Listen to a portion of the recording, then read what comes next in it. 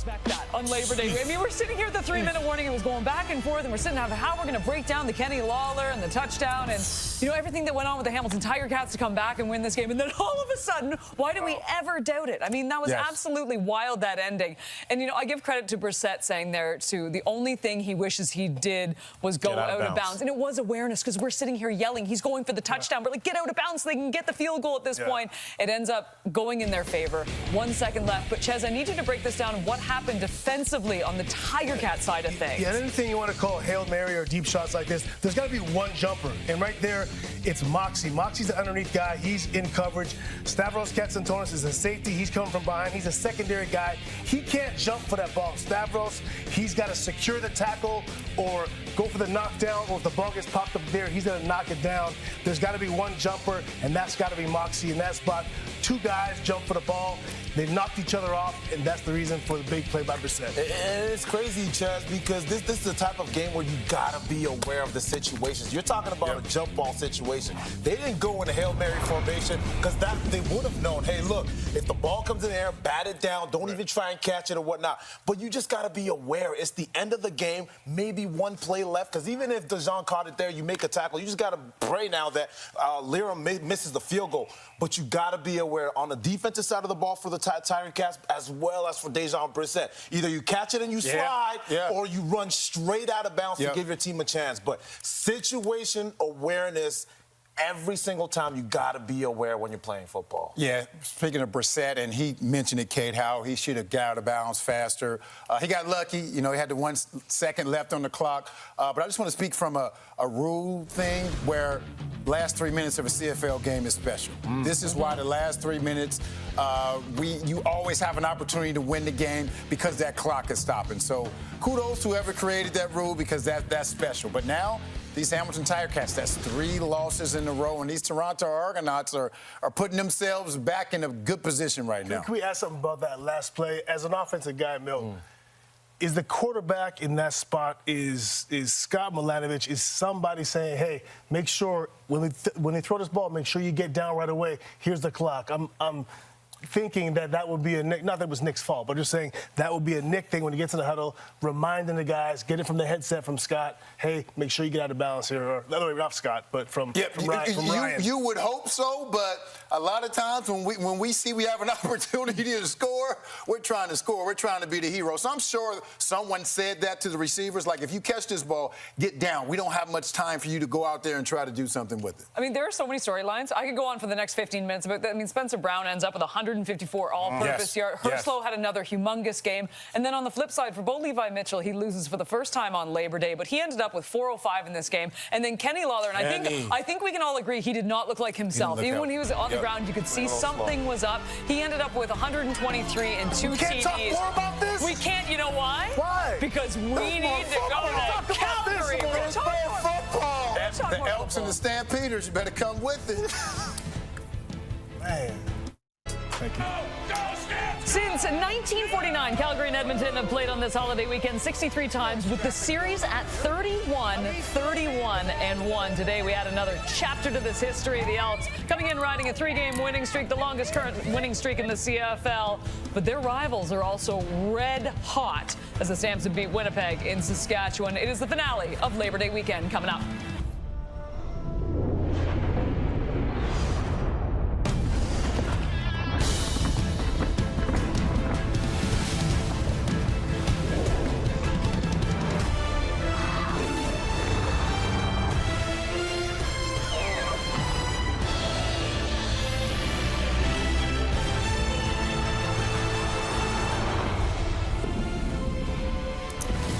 Big play, VA.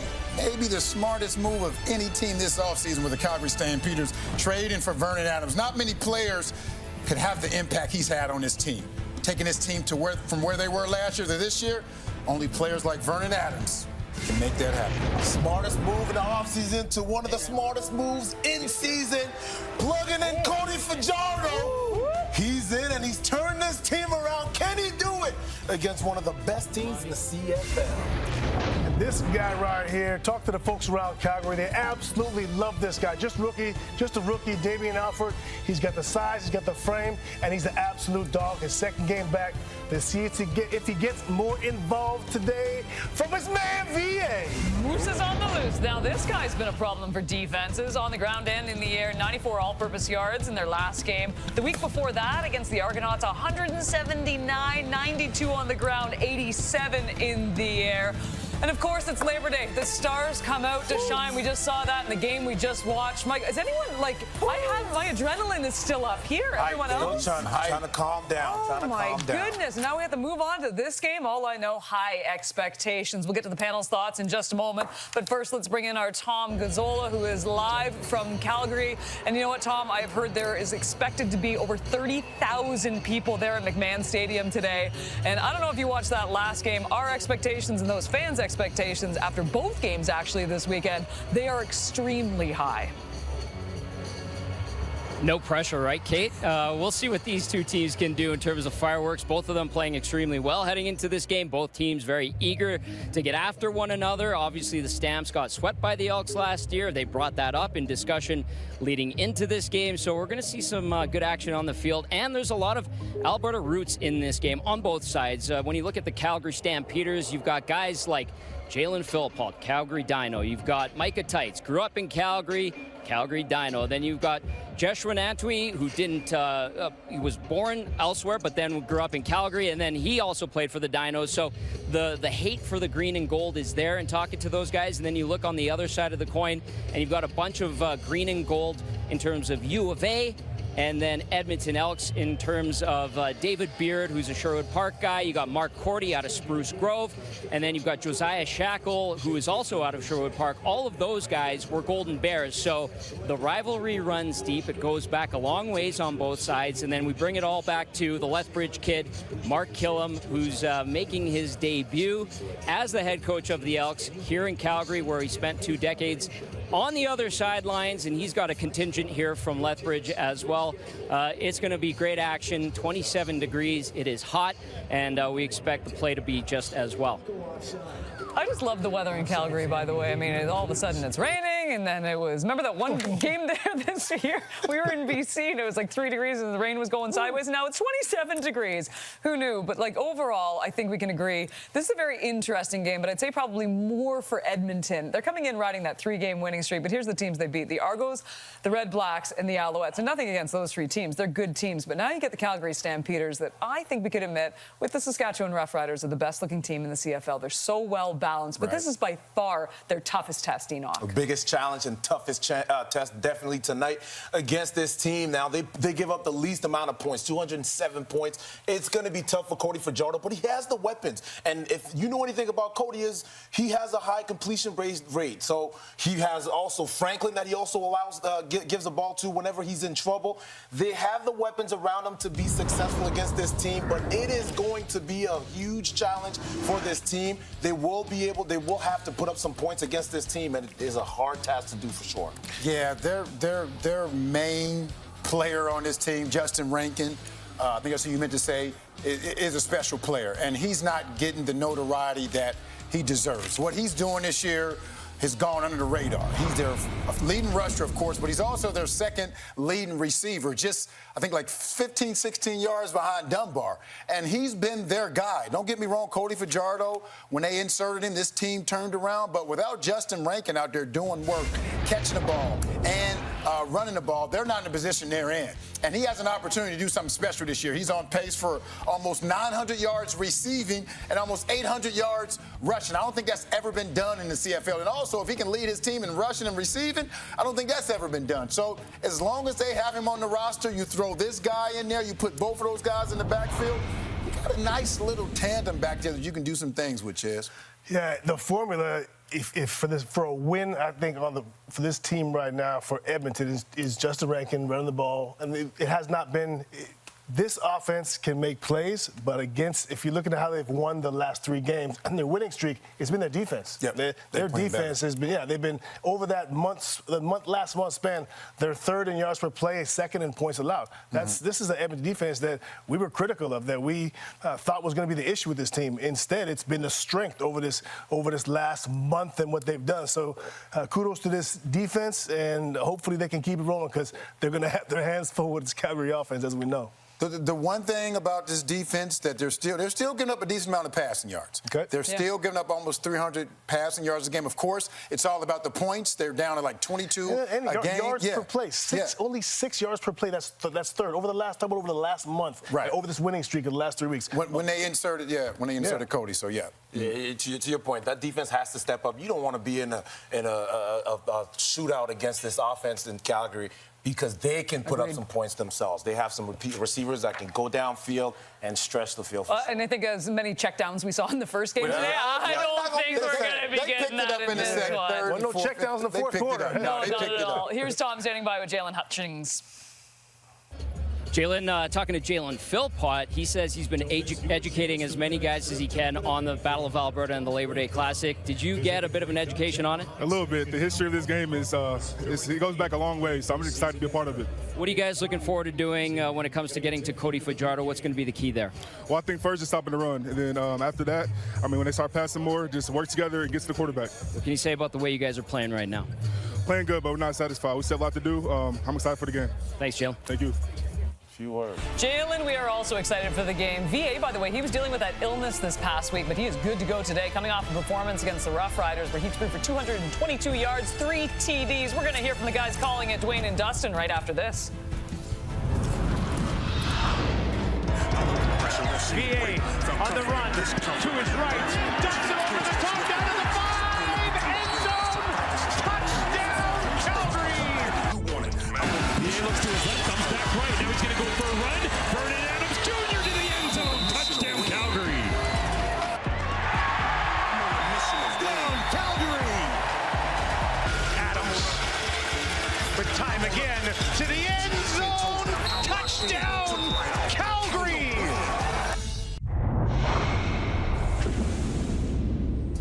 Oh, yeah, he was hot. Well, 2 storied clubs once again ready to renew hostilities, and there is no bigger stage than Labor Day. Stamp fans, I think they have something special in this team, and they might, as they hope to see win number 8 tonight. Here's Tom standing by with Jake Serezna. Jake, no bigger game than this one. You know all about it. What's the key for you guys going into it? Just make sure stay within ourselves, play our brand of football. Just go out there and have fun, man. Play loose. Don't tighten up. Just have fun. Enjoy it. Vernon Adams is a slippery quarterback. What's the key to getting to him or containing him in this one? Yeah, just make sure you can't roll out to his right. Get a lot of pressure on him. Make him make difficult throws. Kind of try to rattle him early, and get the defense off the field. How much did you guys talk about quieting the crowd early? Because that's tough to do. As defense, you can't really control that. So I think we're just focused on X's and O's and playing ball. We know it's going to be loud. We're ready for it. Can't wait to get out there and play, man. Fair point. Thanks for the time, man. Thank you. Appreciate it, guys. Thank you. Time now for our same game parlay. I will begin with you, Enoch Mwamba. What do you like tonight? That man, Jake Serezna, is going to be busy tonight trying to guard Dedrick Mills. He's going to have a big game tonight. I know we talk a lot about the receivers in the offensive side for the Calgary Stampeders. Dedrick Mills is a guy that stabilizes that offense. When I look at the 5 receivers for this Calgary team, I would be worried if I'm an opposing defense. I'm going Vernon Adams Jr. over 1.5 touchdown passes. And also, guys, I think we won last game. Did we hit that? Did we really? I hit. Did you hit? The every time touchdown? I wasn't trying to. No. Oh, yeah. No, Litre, we didn't. No, we didn't Okay, Litre. I take that back. Hold on, wasn't that your pick? Maybe this game, though. Maybe this game. Anyway, we did not hit. Milton, who you got? Hopefully we can. And I love that you thought we hit. I was the one that didn't. Yeah, you're the one who didn't. We all hit. I was being positive. All right. I'm with VA also. I know this Edmonton Elks defense has been playing a lot better since Cody's been in the lineup, only giving up 22 points a game, but they're still giving up almost 300 passing yards a game. And because of that, I'm with VA to go over for 267.5 yards. And with that receiving core, Rhymes back, the Moose is back. he'll go over that number. You know what, by the way, I will give you credit for. I mean, we all pick the obvious when it comes to these. If it's touchdown scores, the same guy. He goes off the board. He digs deep, and then we're like, oh, Brady's going to score. Oh, VA's going to score. But you know what? He's usually never right, though. When he is right, though. And by the way, I like Justin Rankin over the 41.5 receiving yards on this one. By the way, if we hit all of these, very nice. Plus 786. I think this is our day. It's going to be a big one on Labor Day. We got it. You know who else's day it is right now? It is Dustin and Dwayne's. I've heard they got something special cooking up in the booth.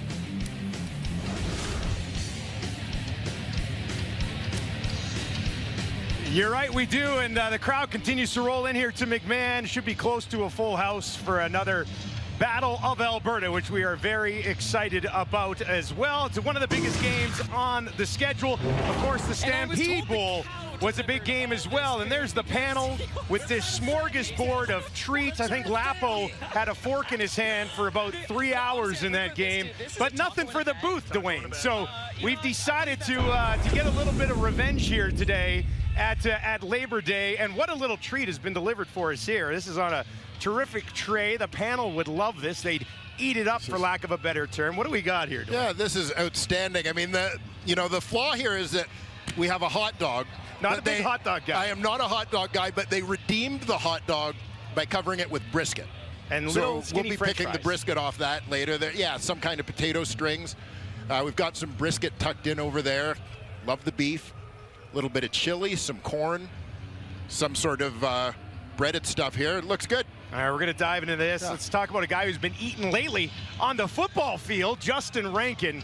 I mean, when Edmonton has success, a lot of it, whether it's through the air or on the ground, has to come from this guy. Yeah, and this is something that goes back to last season. It sort of seemed like the Elks got going in the second half of the year when Justin Rankin became a bigger part of their offense. And you see he's really established himself as a terrific dual threat, running the football, catching the ball out of the backfield. A great story, a guy who came into camp last year as a receiver, got released when there was a coaching change. They brought him back in his natural position of running back, but those receiver skills still exist, and he's displayed them very well this season. Calgary's defense has been outstanding, one of the biggest surprises in the league so far. I'm not even sure they need this guy, but they're going to bring back Adam Bighill. He's going to make his Stampeders debut today. What do you expect from a 36-year-old that obviously has had an illustrious career? Yeah, I think Adam Bighill, for starters, is probably going to be on a little bit of a snap count today. Limited number of plays, but as you can see from some of the recent highlights of him in Winnipeg, I think Adam Bighill, fully recovered from last season's knee injury,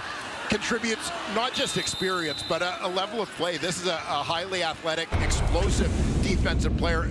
I think a guy who can still make an impact in the Canadian Football League. Signed back on June 22nd. Will make his debut. Oh, Kate says we can't eat that. We have to send it back to the panel. So, yes, it might be a little cold by the time it gets to you guys, but we will save it for you.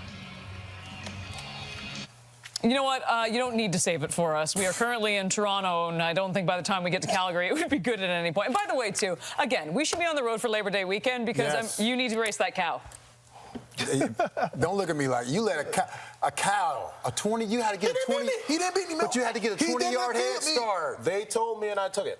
All right, let's talk about the Calgary team now. You're right. You know what I did? I didn't want you to get hurt. I didn't want you to pull a hammy in the pregame, if I'm honest with you. Let's talk about this Calgary defense right now. Second statistically in the league. And I think what I loved, and you spoke about this at halftime of the other game, Ches, was the fact that we don't really, hone in a lot of individual guys when it comes to this unit. Yeah. But there are a lot of guys. But, man, just the way the continuity of this side of the ball has been phenomenal for the team so far. The future is bright. It's the future's now, but the future's bright. They got a lot of really young, really good players. I talked to Baron Miles, Hall of Fame defensive back, and a teammate of mine about these young defensive backs. We talk a lot about their secondary. When he talked to me about it, he's just letting these guys play. And he said that 3 of the 5 starters are first-year starters, or first-year guys in the league. And one thing he said is, he told these guys, I want you guys to play like you played in college. Don't be nervous. Don't worry about making mistakes. Because all these guys, if you got to this point, you were a player in college. So he tells these guys, don't be afraid. Go out there and try to make plays. I want to see the same guy on tape that I saw in college, flying around, making plays, being aggressive. And they play a ton of zone defense, more than anybody in the league. If you want to play good zone defense, you gotta look for your spots and be a playmaker, and they're doing that. Baron Miles, Bob Slowick, and John Bowman, some great coaches over there for young guys as well. And then you talk about what you need for young guys to be successful in the secondary is a great defensive line, and they have exactly that. From Flory Milade to Miles Brown, Hutchings, who's doing some crazy numbers from the interior defensive line position, and obviously Hicks as well. They are doing a great job, and that helps the young defensive backs as well. Yeah, there was an overhaul of this defense, and it's unusual for them to have this type of success. They got a bunch of first-year guys, but they got some veterans. They got Webb, they got Moncrief, and they got Enoch's favorite player, Oromalade. And I know that's your guy, but this guy, he makes an impact. Even when he's not getting to the quarterback, the impact he has, you can see that other guys are feeding off of him. I mean, he got a lot of guys paid who are other places right now who played with him. So he's an impact player like no other. He doesn't always need to make sacks or get pressure, but because he requires so much attention, other guys are getting off. But I'd say, too, like, this is why we maybe didn't know what this defense would look like at the beginning of the season. We got a lot of the new guys coming in. You got a couple of vets, but my goodness, it couldn't worked out any better. Fans are set. We're set. Kickoff just around the corner. Enoch Oromalade. That's my point off. My world's on fire. How about yours? That's the way I like it, and I'll never get bored. Hey now, you're an all-star. Get your game on, go play. Hey now, you're a rock star. Get the show on, get paid. All that glitters is gold. Only shooting stars break the mold.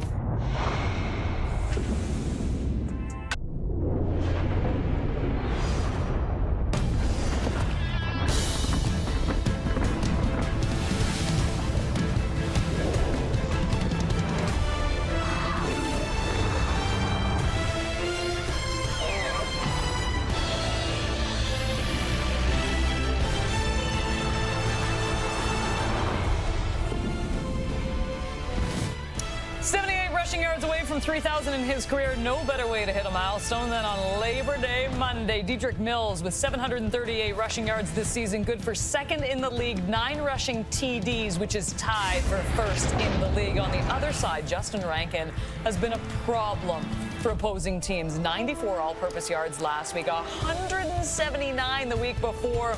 What can he do on this huge stage? It is once again the Battle of Alberta wrapping up Labor Day weekend. Kate Burness alongside Enoch Mwamba, Davis Sanchez. Milt Steele cannot wait for this one. Absolutely no pressure after the first 2 games. And a big name returning to this one, Milt Steele, your key matchup. Yeah, Adam Big Hill versus Justin Rankin. And this Calgary defense has been special. And you ask yourself sometimes, why would they bring Adam Big Hill on when they haven't, they've been pretty good? Well, I think he adds a different texture to this defense, and so I'm excited to see the matchup between him and Justin Rankin if they get an opportunity to meet in one of those holes. Yeah, for me, it's Brinkman and Serezna, the interior of Edmonton. They got to dominate the line of scrimmage. That's where they have an advantage. That's where they can slow down the run game, and Dedrick Mills is those 2 big fellas in the interior. I'm going to go with Cody Fajardo and the pressure from that defensive line. And you look at this offense from Edmonton, they don't really put up too many points. They just linger, hang around games, and they try to wait till the end of the game so they can win it. But how is he going to fare? Because if it goes out of hand early, it's going to be a tough night. The one matchup, another one I'm looking forward to is this game better live up to what these other 2 games did. That's what I'm looking forward to. More than anything else, it better live up to those other 2 games. What was the better ending, by the way? I haven't even asked you. I think the Hamilton-Toronto ending the Hamilton-Toronto. That was wild. That was the best. I mean, just with the numbers, oh my goodness, that all those guys put up in that game. Let's get you back to McMahon. It is the Canadian national anthem. Please welcome today's ceremonial flag party from 41st Canadian Brigade Group from Calgary. Following today's national anthem, there'll be a fly past of 2 CF-18 Hornets from 4-Wing Cold Lake. And now we ask you please rise if you're able, remove your hats, and join Warrant Officer David Grenon from the 17th Wing Royal Canadian Air Force Band in the performance of our national anthem. Oh, Canada, our home and native land, true patriot love in all of us command, car ton bras sait porter l'épée la croix. Ton histoire est une épopée des plus brillants exploits. God keep our land glorious and free. Oh, Canada, we stand on guard for thee. Oh, Canada, we stand on guard for thee. The Elks are riding a 3-game winning streak, but the Stampeders perfect against the West this season. A great matchup. Kickoff coming up next.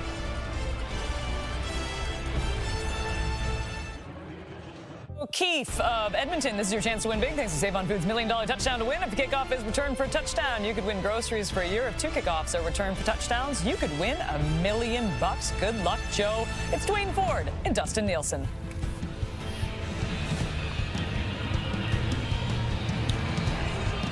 Well, have we saved the best for last on Labor Day weekend? I'm not sure that's possible after the first 2 games, but we'll try. Welcome to Calgary for the Battle of Alberta, everyone.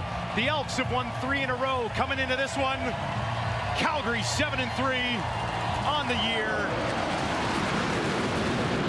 Oh, you feel that, Dwayne?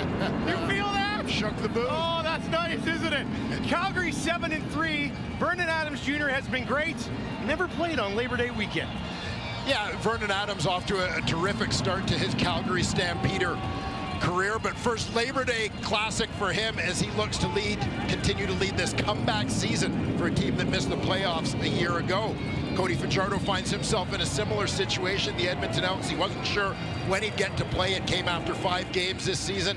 3-2 record for him thus far. 19 years, almost 2 decades on the other side of this rivalry for Mark Killam. He's got 3 wins. They're heating up, need this one this afternoon. Dave Dickinson's team coming in with wins over Winnipeg and the Riders. Edmonton won the coin toss, deferred. Calgary will take the ball to get us started. How about this? 64th Labor Day meeting, 31-31 and a tie. The rubber match, Dwayne. Yes, it wouldn't seem right any other way. Edmonton with the white on white. Calgary in the all blacks. They are 36-12 when wearing black. Debuted them on Labor Day back in '94. We're underway in the Battle of Alberta. They'll take it at the 5, and that'll be brought back by Brooks. He's got a little bit of room here early. Great return. Just shy of the 50. He goes for 44 yards. Let's bring out Vernon Adams Jr. Well, Vernon Adams was perhaps the most watched acquisition of the entire Canadian Football League offseason. Calgary trading to get him from the BC Lions at the end of 2024. Vernon Adams has delivered in a big way for the Calgary Stampeders. It's not just about statistics, but in terms of changing the whole vibe around this team, Vernon Adams has raised the bar. A massive roar from the crowd here where VA was introduced. They'll hand it off, still pushing ahead almost up to midfield. Let's take a look at this Calgary starting offense. Yeah, one change along that offensive line for the Stampeders. Deontay Demurray is out. Rookie Preston Nichols at left tackle makes his first Canadian Football League start. The receiving corps gets some veteran help back. Dom Rhymes playing his 100th CFL game tonight, checks back in along with Tevin Jones, who also missed last week due to injury. Rhymes has a catch in 63 straight. VA getting his weapons back healthy. And we've got some early movement. Procedure, Calgary number 64. It's a 5-yard penalty. Will replay second down. Preston Nichols, who gets the start at left tackle today. Yeah, get those early jitters out here on the first series.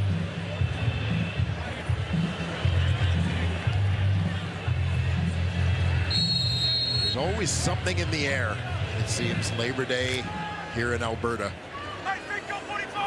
The players throughout the week saying, throw the records out the window. Calgary's been outstanding for most of the year.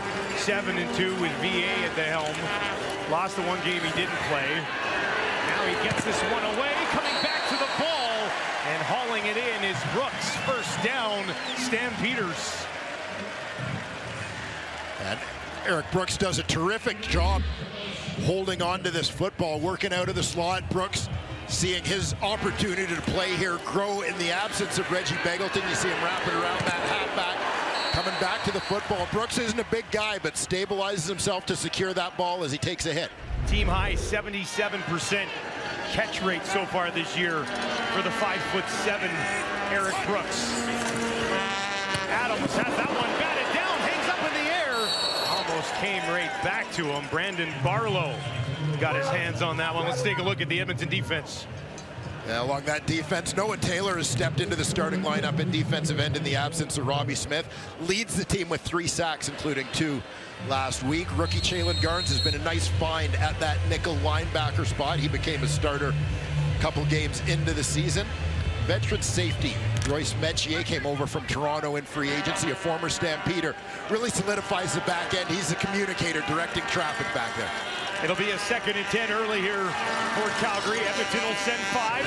VA steps up in the pocket, now looks down the field, drops it in there, defended and batted away.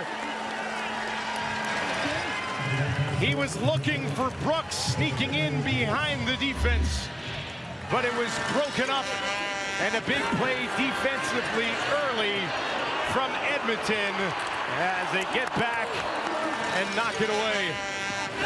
And Vernon Adams stepping up in the pocket. You see Brooks from behind one defender, but nice recovery there from Kenneth Logan Jr. Get back and get a hand in to knock that one down. Vernon Adams, no stranger to taking a deep shot early. Leak with the return on the far sideline, and we'll get our first look at Cody Fajardo. Turn the season around for Edmonton. He'll have the ball when we return.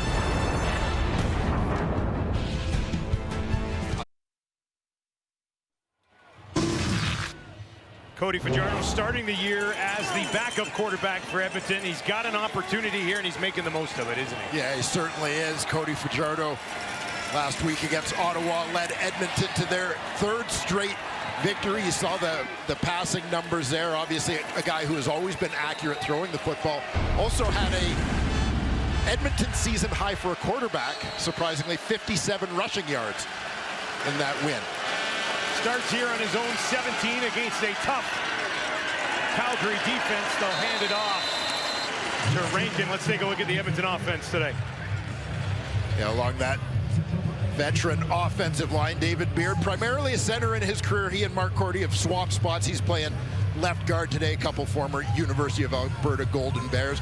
Stephen Dunbar out of the lineup, so Benjamin Victor, big receiver out of Ohio State, will get his opportunity to try and fill the void left by the Elks' injured leading receiver. Dunbar placed on the 6th game, 511 yards. So far this season, a big loss. Fajardo under pressure. He's going to take off, and he's tripped up and caught from behind. And Cody Fajardo could not escape the pressure of Clarence Hicks. Well, keep an eye on Clarence Hicks. We've seen this from Calgary before, moving the speedy Hicks inside. Miles Brown flips to the outside. A little bit of a delay, and then as he sees Fajardo on the move, he gets on his horse. Trips up the Elks quarterback, forcing this punt. Hicks 4th in the league in quarterback pressures with 34. Hutchings and Rimolade also in the top 7. Absolute hounds on opposing QBs. And now this is hammered away by Jake Julian, who just returned from an NFL camp.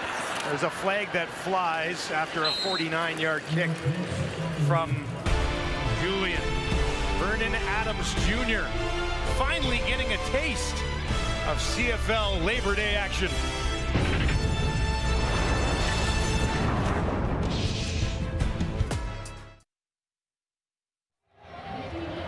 Welcome back to McMahon Stadium in Calgary, where Vernon Adams is making his Labor Day debut.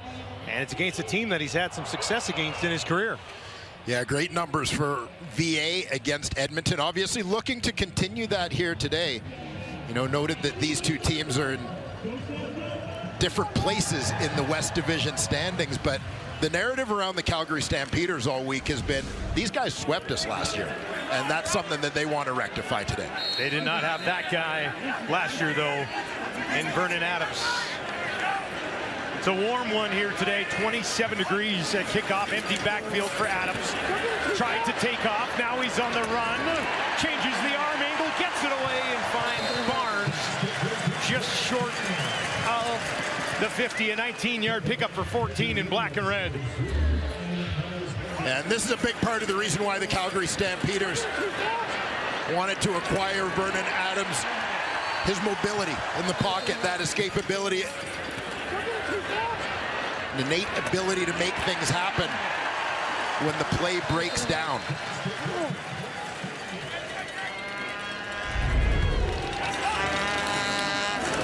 Running it on first down this time, right up the middle.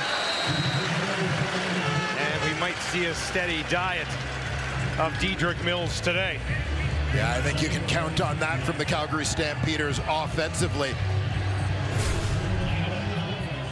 Here you see the rushing numbers on the season. Dedrick Mills second in the league at 73.8 yards per game. 10 games into the season for the Calgary Stampeders. Physicality of Mills in that offensive line in the run game is a huge part of the Calgary Stampeders offensive identity. Mills with 8 rushing touchdowns this year as well. Adams now fakes a couple of handoffs, has all the time in the world, lays one out there too high. And that was a big target as he went to the 6'6" Alford, and he couldn't bring it down.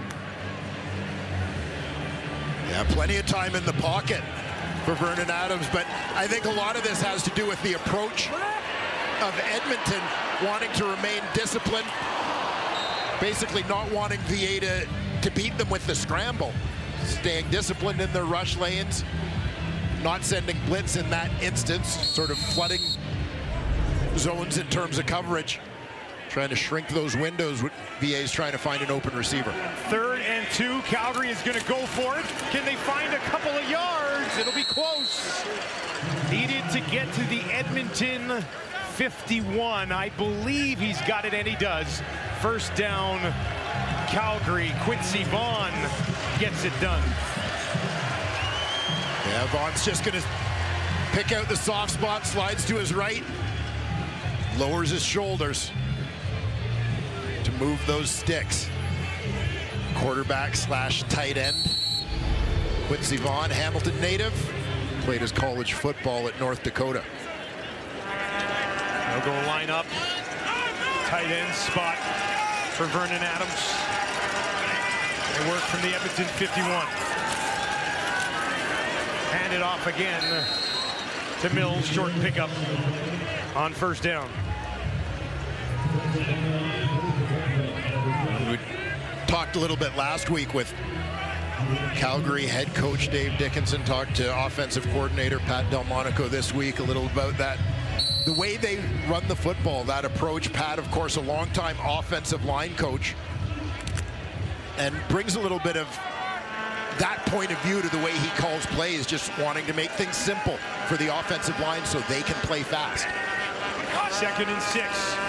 Adams near side has Barnes. Should be enough for a first down. He's wrapped up by Ford, but Calgary will move the chains again. Talked about Mills in the running game. He said the threat of VA running really opens things up and lets them establish that line of scrimmage. Yeah, creates some opportunities. You know, they've built their receiver run game a little bit. We saw Jalen Philpott in particular involved last week, basically forcing the run defenders to account for every gap, defend 65 yards, sideline to sideline. 7th play of this drive for the home side here on Labor Day. Adams, soft spot in the defense, finds Barnes again. First down, Calgary, and the Stampeders march on. That's the third catch of the ball game for Barnes. This one for 18 yards. Yeah, Barnes lined up out wide on this one. The former University of Guelph Griffin. Pushes deep, then sits it down. Terrell Ford out on the corner. These guys saw a lot of each other at college in the OUA. Ford, of course, playing at the University of Waterloo. Calgary on the verge of breaking inside the red zone for the first time today. Adams on the run to his right, towards the end zone, going back and trying to get it. No, it was Rhymes, and it's ruled incomplete. Yeah, the ball may have been caught, but Rhymes had gone down and was in contact with the sideline when that ball got to him. So even if he did hold on to it, he was out of bounds. VA once again on the move.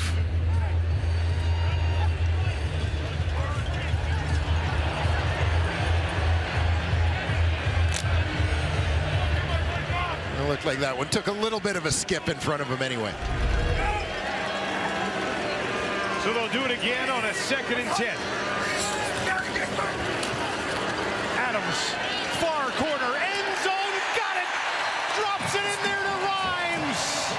Touchdown Calgary, but a flag on the field just outside the 30. Legal block, hands to the face, Edmonton, number 3. That penalty is declined. Result of the play is a touchdown. Touchdown stands. Calgary strikes first. 22 yards, VA to Rhymes.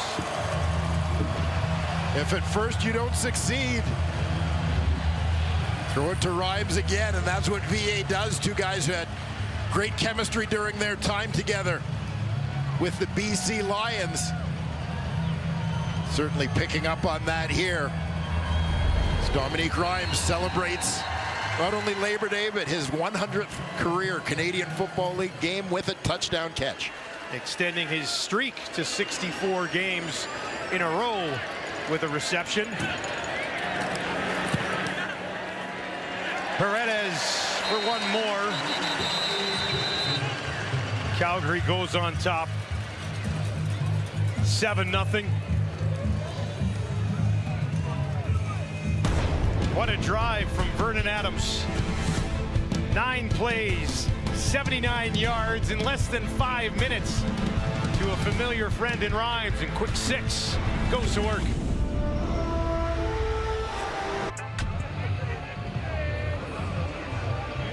Dominique Rhymes, the man of the moment. He has the game's first touchdown here in the Battle of Alberta Labor Day Classic.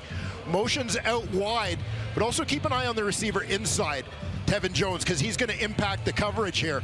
Rhymes is just going to go down the rail. But when you watch, it looks like Jones on his route is about to bounce outside, and anticipating that, the corner, Terrell Ford, holds on for a second. He kind of thinks he's going to have to come down. Excuse me, that's Ross out wide on that side. J.J. Ross playing the boundary corner. He's getting ready for that route to bounce out. Rhymes continues down the sideline, using the whole width of that field. It's tough for the halfback, Cordell Jackson, to get all the way out there. 4th touchdown of the year for Rhymes as Calgary on top in the early going. Here's Javon Leake, and he's stopped just outside the 20. Cody Fajardo trying to get Edmonton's season officially jump-started these last 3 victories. Yeah, I'm talking to Cody Fajardo a little bit just about the coming to a new team, adjusting again to the role of backup, which he played earlier in his career. But, you know, he said he kind of didn't want to overstep early, even though he was a veteran guy, felt it was Trey's team, and he wanted to let it be that. Hasn't attempted a pass yet in this one. He's going to start here by dropping one in just inside the 40. Calgary's going to say it was bobbled. And now a conversation after a 17-yard throw from Fajardo. And nice execution there as the run fake gets Clarence Hicks off the edge to bite hard to the inside, allows Fajardo to escape the pocket. Finds Curly Gittins.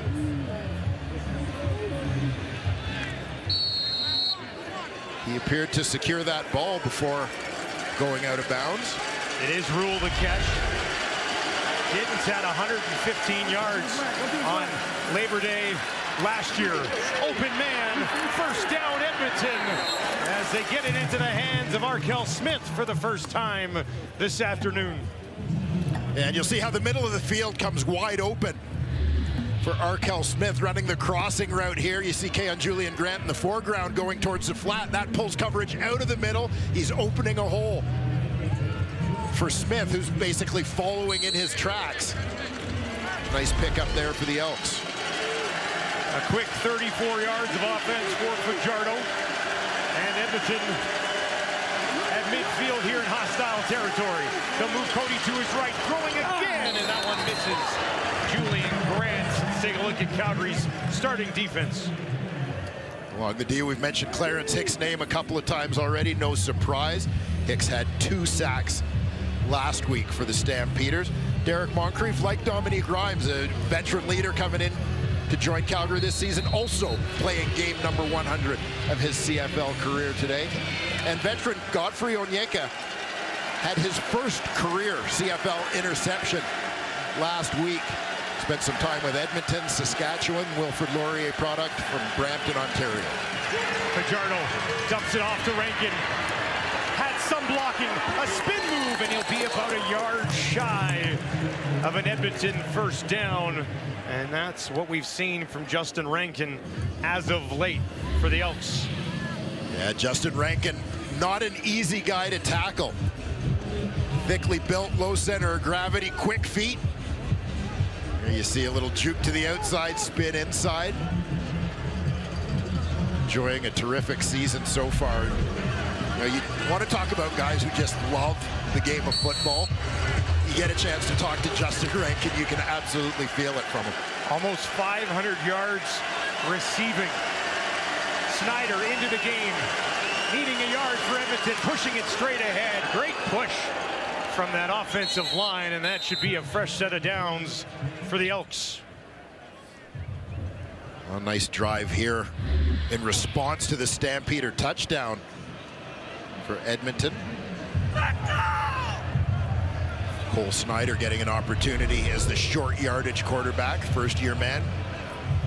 Finished up his college career at Eastern Michigan University.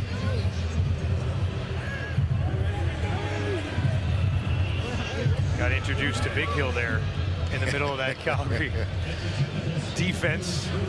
Yeah, we'll certainly see a little bit of Biggie today, making his Stampeder debut, fittingly here on Labor Day. Fajardo's 1-2 on Labor Day. Of course, that would have been with the Riders. Hands it off, room up the middle, another first down as Justin Rankin gets going here on Edmonton's second possession of the ball game. That's a 14-yard carry. Yeah, I'm excited to watch the duel between these two running backs today, Dedrick Mills and Justin Rankin. David Beard seals Jacob Roberts to the inside. Just a nice north-south run. Rankin does a good job protecting the football there as he goes into traffic. Calgary allowing 94 yards per game on the ground. That's 6th in the league. Back to Rankin. Finds a little bit of space and another decent pickup. He gets 7 yards on that first down carry.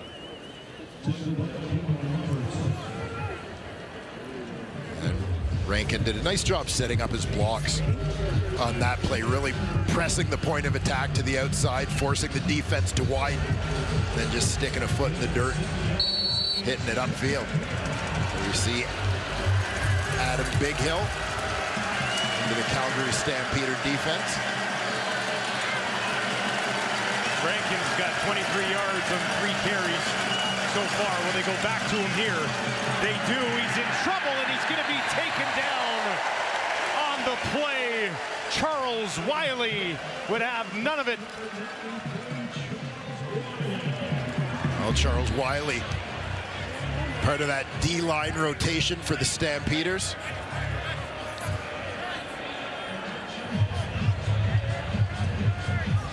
Fighting off his block to wrap up Justin Rankin in the backfield. Wiley also with a sack last week against Saskatchewan. Blanchard in for a 31-yard attempt. Right down the middle. That's where he puts it. And Edmonton responds with 3 points of their own after a Vernon Adams touchdown drive just moments ago.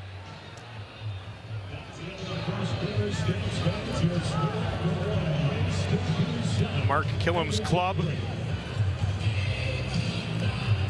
trailing after the first quarter 4 times this year.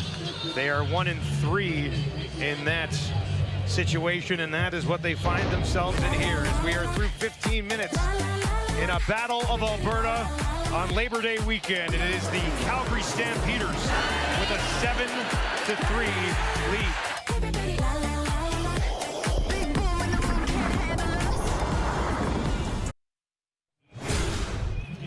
Stampeders leading the Labor Day Classic 7-3 over Edmonton.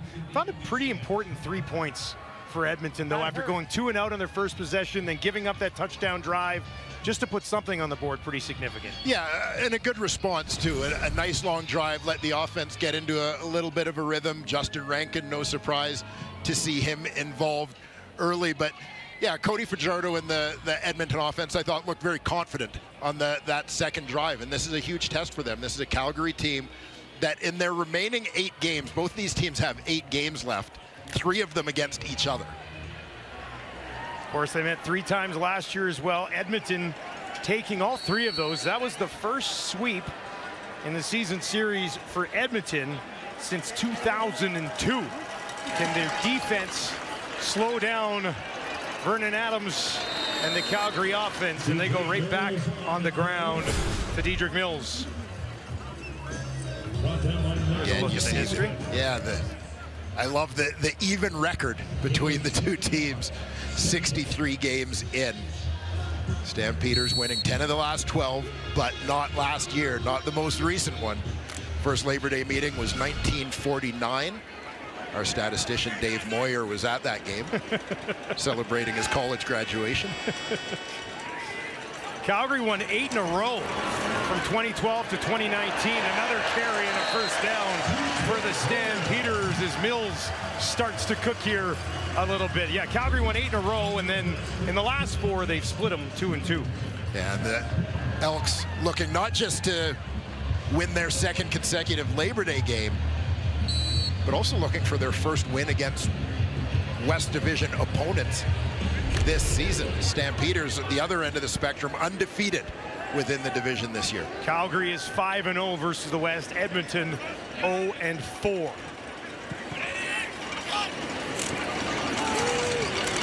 Back to Mills, finds some space, and another first down. As Dedrick Mills with the response to what we just saw from Justin Rankin on that last drive. Yeah, like I said, these guys are a couple of headliners in this ball game. From my perspective, you're going to see Dedrick Mills take this one back to the right. Things clogged up front side. Spends it back and gets himself going. Terrific season being enjoyed by the 4th-year Stampeder out of the University of Nebraska.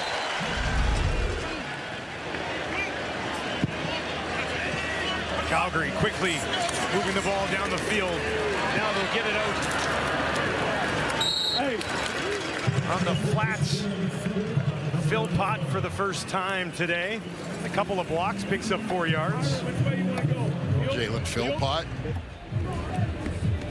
stepping into a larger role in terms of leadership on this team this year. Well, there's still veteran guys, other veteran guys like Dom Rhymes, Tevin Jones, those guys coming over in free agency, but now in his 4th season, Jalen Philpott I think really establishing himself after a 600-plus yard season last year.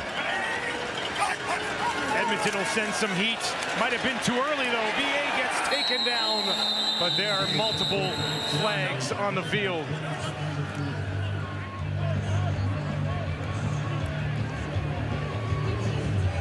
Offside, Edmonton, number 50. It's a 5-yard penalty. We'll replay second down. DeBlanco, first overall pick back in 2024. Yeah, he's trying to time up the blitz. Here looking to hit this running. And was just a little bit early on that one. Blanco out of the University of Cincinnati.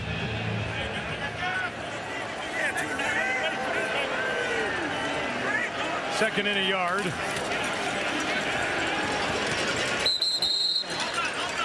Quincy Vaughn in to handle the short yardage. Not as big a push as he got last time. See where they spot this ball. Battle of, not necessarily a battle because they don't see each other too much out there based on their position, but Alford, first overall pick in 2025. Yes. DeBlanco, the first overall pick in 2024. And it is a first down for Calgary. Certainly nice to see both those guys getting an opportunity to play early in their careers. DeBlanco playing mostly on special teams last season for the Elks, but with the injury to Nick Anderson, he's stepped into the lineup. Empty backfield this time for VA. 2 to the left, 4 out to his right. Comes to Barnes. Barnes has it. DeBlanco is there, and he and J.J. Ross will combine on the tackle after a 3-yard pickup for Barnes. Yeah, Clark Barnes only had 1 catch last week in the win over Saskatchewan. So good to see the third-year Stampeder receiver involved early here. Blanco demonstrating his range, getting out there on the perimeter to make a play.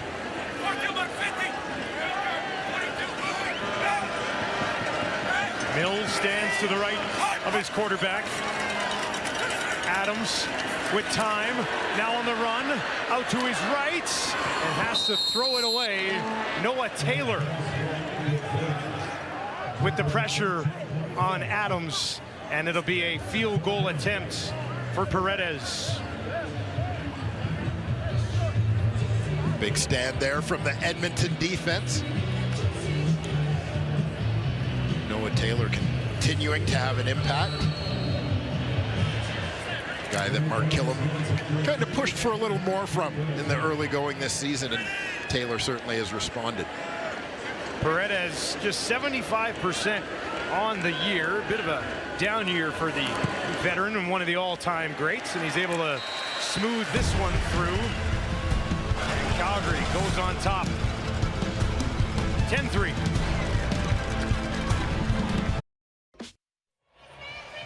A good contingent of Elks fans here at McMahon today, some of them from southern Alberta. For more on that, let's send it down to Tom Gazzola. Yeah, they're loud too, Dusty. They're up in corner section X right now, and one of that contingent is Nathan Monroe. He is Mark Killam's best friend going back to 5th grade. Nate Dog, as Mark Killam refers to him as, gathered up about 40 plus, got a party bus, and made sure they made the trek up to Calgary from Lethbridge. About a 2-hour trek, of course. Killam helped hook up the tickets, also got them some green and gold swag, bringing a little bit of good karma to his old pal in hostile territory. Killam's fired up for this game, isn't he? Tell you what, that's a good friend. Here goes Fajardo, a little fired up himself all the way to midfield. 16 yards for Fajardo. Yeah, Cody Fajardo, a great running quarterback going back to his days at the University of Nevada playing in that pistol offense. Talked to us a little bit about that this week. I mentioned earlier the 57 rushing yards last week. Cody's a guy, doesn't do it as often, but can certainly still get it done with his legs. Nate Dogg approves. That one in behind Grant and falls incomplete. Anthony Johnson was lurking there. Trying to hit Keon Julian Grant on a little bit of a slant. Ball sails just to the outside. He's unable to pull it down. Fajardo, 9,000 passing yards, 3,000 rushing yards in Nevada.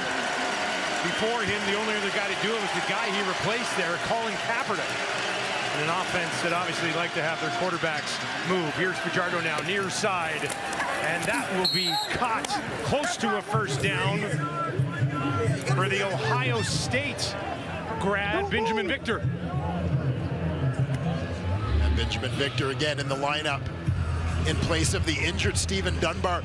Nice route here as you're going to see him push the defender deep, stem to the inside. Little comeback along the sideline to move the sticks. Oh, no, just short of moving the sticks. Yeah, about, we're talking inches here. Snyder back into the game for Edmonton. Doesn't need much. That'll do it. First down, Elks, and they'll keep this drive alive.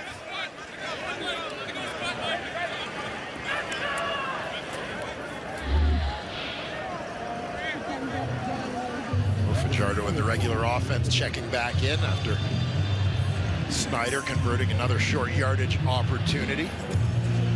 Javon Leak, outstanding returner, now into the game in the backfield as well. Leak's had 36 carries this year for 158 yards, averages about 4.4 yards per carry. Does not have a rushing touchdown yet this season. 2 punt returns though. Fajardo quickly. Gittins went up for it. Could not haul it in. Cody not happy with himself on that miss. Yeah, Cody knows he's got to get the ball out quickly.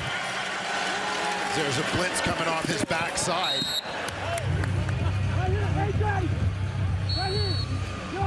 Sails a little bit.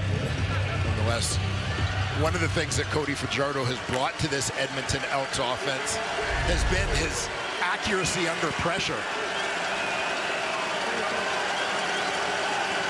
Edmonton at 0 for 4 on second down so far in this one. Calgary just sends for Fajardo as he's falling back, gets it away, finds a man on the far side, goes back to Gittins, and he's got it for a first down. Like Cody put everything he had into that one.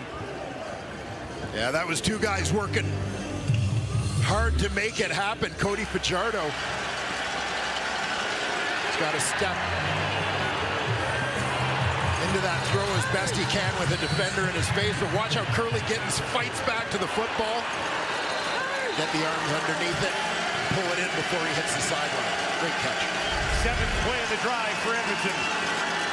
They'll give it to Leak, and he's tracked down from behind. Short gain, 2 yards. Javon Leak, you mentioned no rushing touchdowns yet this season, but had his second punt return touchdown of the year last week in Ottawa. 6th career punt return touchdown, puts him 10th all time. He remains in there to the left of Fajardo. Good crowd here at McMahon trying to get behind this Calgary defense. Fajardo near sideline. Nice move. Down inside the 20. That'll be a first down as he goes to O.J. Hilaire for the first time. Yeah, Hilaire, second year in the Canadian Football League, spent some time on the practice roster in Hamilton last season. Former Bowling Green Falcons star in his college days.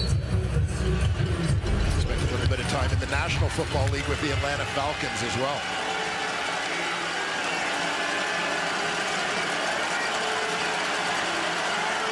First trip to the red zone today for either team. Bobbled snap, where's that ball? Calgary on it. Fajardo not happy. Stampeders defense takes over. Disaster for the visitors. Let's get another look at this. Ball never even got to Cody. Onyeka's got it.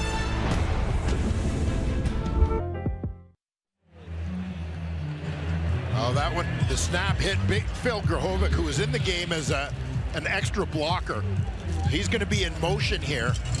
And what I think happens on this one, Dustin, is, you know, you're a 300-plus pound guy. To get moving, you're trying to anticipate the snap count.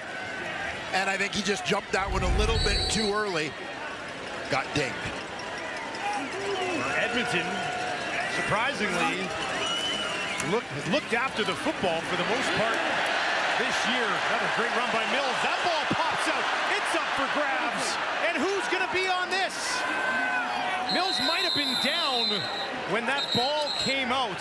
It's going to be Edmonton ball. Did they just get it back? We'll have to get another look at this. There's Mills. Let's see.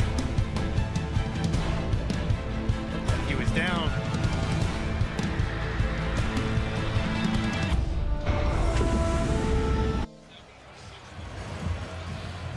Dedrick Mills and Calgary's offense remains on the field after they took a look at it.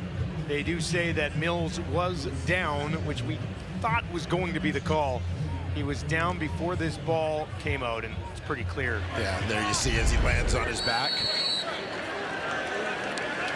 Goes for 13 yards. Mills is already up to 60 on just 7 touches. 1st and 10, Stampeders on their own 34.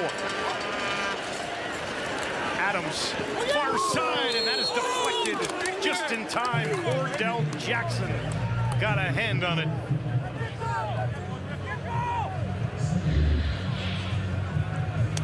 A nice lunging play here from the halfback, Cordell Jackson.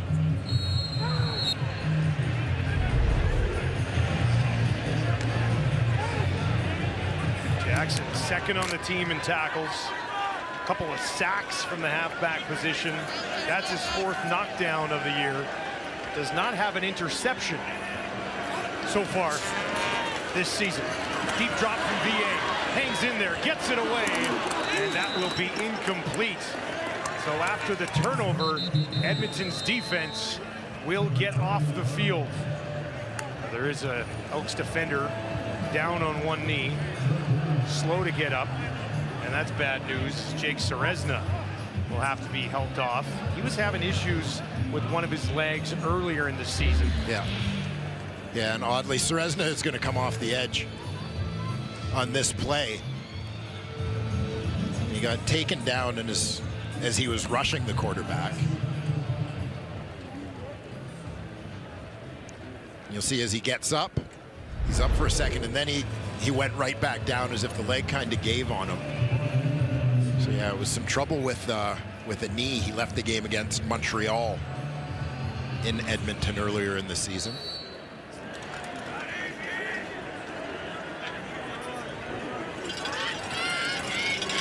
Mark Bassett stands on his own 20. And he boots this away. That'll be taken at the 20, a 55-yard kick. Javon Leake taken down after a short return.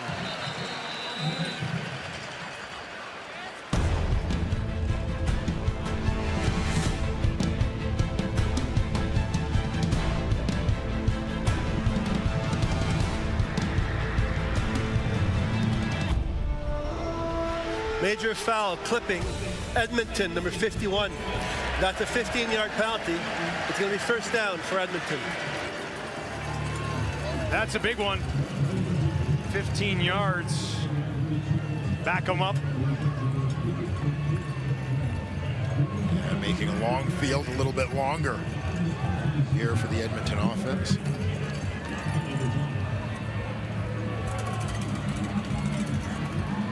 Alice Wright, Beta, Kansas, from Switzerland. The guilty party there. You got 5 special teams tackles on the season.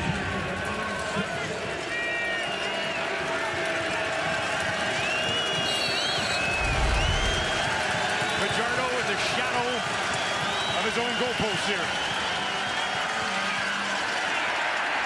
Hand off, Leak, nowhere to go. Interesting, we're seeing Leak in back-to-back possessions here after Rankin looked really good the last time he was out. And I know they mixed them up a little bit, but I don't know if you usually see Leak back-to-back like this. And wonder at all if there might be an injury for Rankin or if it's just a matter of trying to manage his workload. I think he's standing on the far sideline there, looking at the play sheet right now. So he's all right. They're giving Leak some work. Rankin has carried the ball 88 times coming into this game. Leak just 36.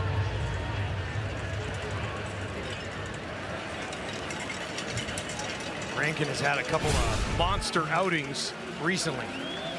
Yeah, and we mentioned that dual threat back that he has really become here in his second CFL season. See the big numbers, not just running the football, but catching it out of the backfield as the Elks just try to find as many ways as they can to get the ball into the hands of one of their most reliable weapons. Cody Fajardo looking for an important 10 yards here. Trying to find some breathing room. Over the middle, finds a man just outside the 20. Back to Gittens Jr. again. Team leading third catch of the game for Curling. And you'll see the poise. Cody Fajardo standing in there. Gittens coming out of the slot. And just understanding zone coverage, finding the soft spot. As he said, a little bit of breathing room for the offense. 16 more yards to Gittens. He's got 46 on 3 catches. There's Rankin. They'll give it back to him, and he pushes it out just shy of the 30. Gets 6 yards on that first down touch. And that will take us to the 3-minute warning here in McMahon on Labor Day. Calgary Stampeders defense that has been so good all season. Pretty stingy thus far as they lead 10-3 late in the first.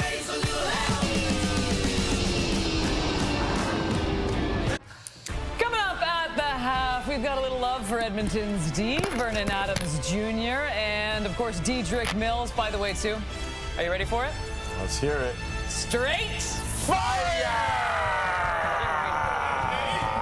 Who is that guy? Who is that guy? Coming out of nowhere.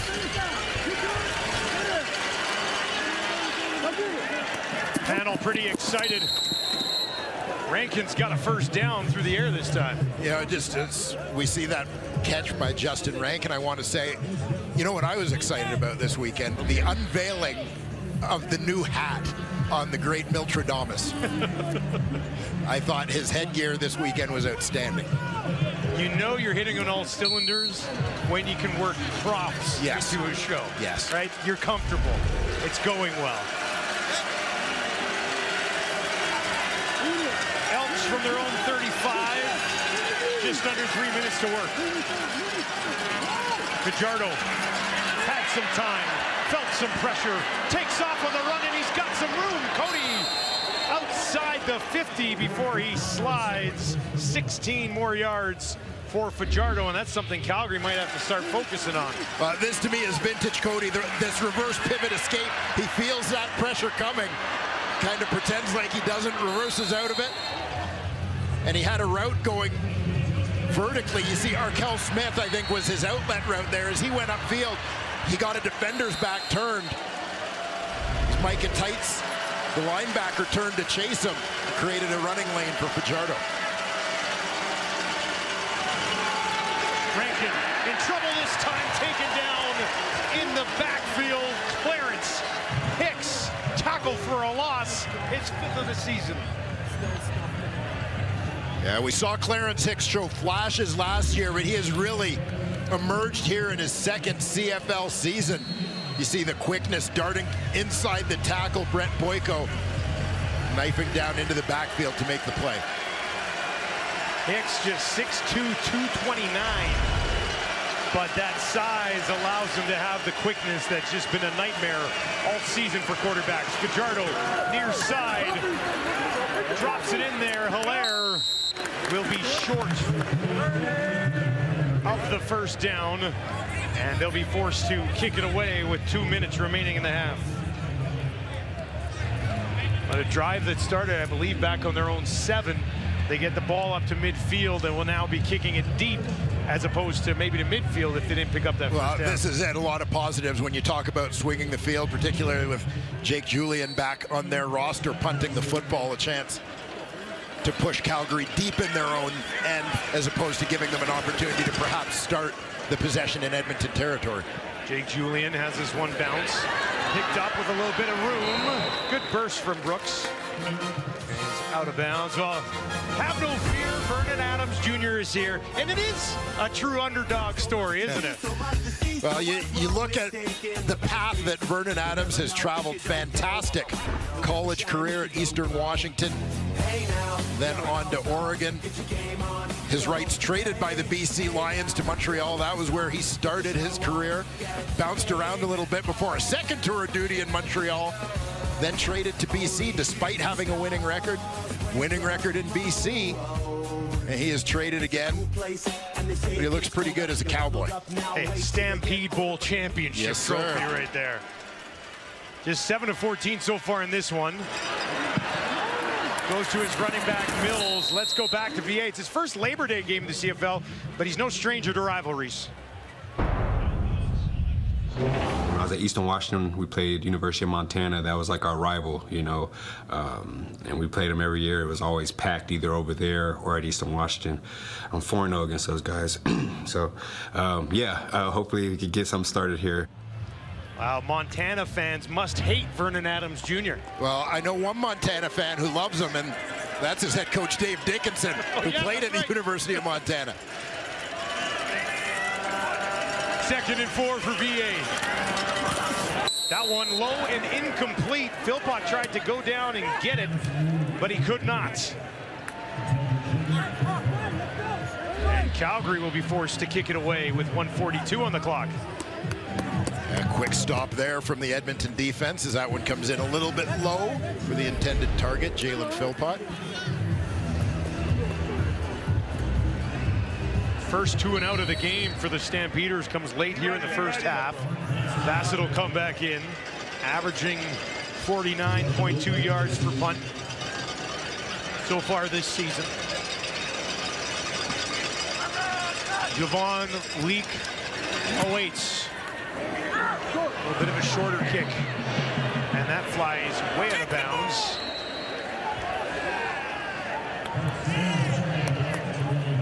This weekend only. Scan the QR promo code on the screen to get Crave, starting at $3.99 per month for your first 3 months, and stream the biggest blockbuster movies, hit series, and HBO exclusives all in one place. Crave, proudly Canadian. Well, you talked, Dustin, about the importance of a couple of first downs for the Edmonton Elks on their last possession before punting the football. They had that success on that drive. They punt the ball, force a 2 and out for Calgary, punt out of bounds and a penalty. Big net gain for Edmonton on the exchanges of the football. Yeah, we're looking at a change of 24 yards here. Net 24 yards on that punt. Fajardo, pressure in his face, got it away. Arkell Smith hammered down by Jacob Roberts.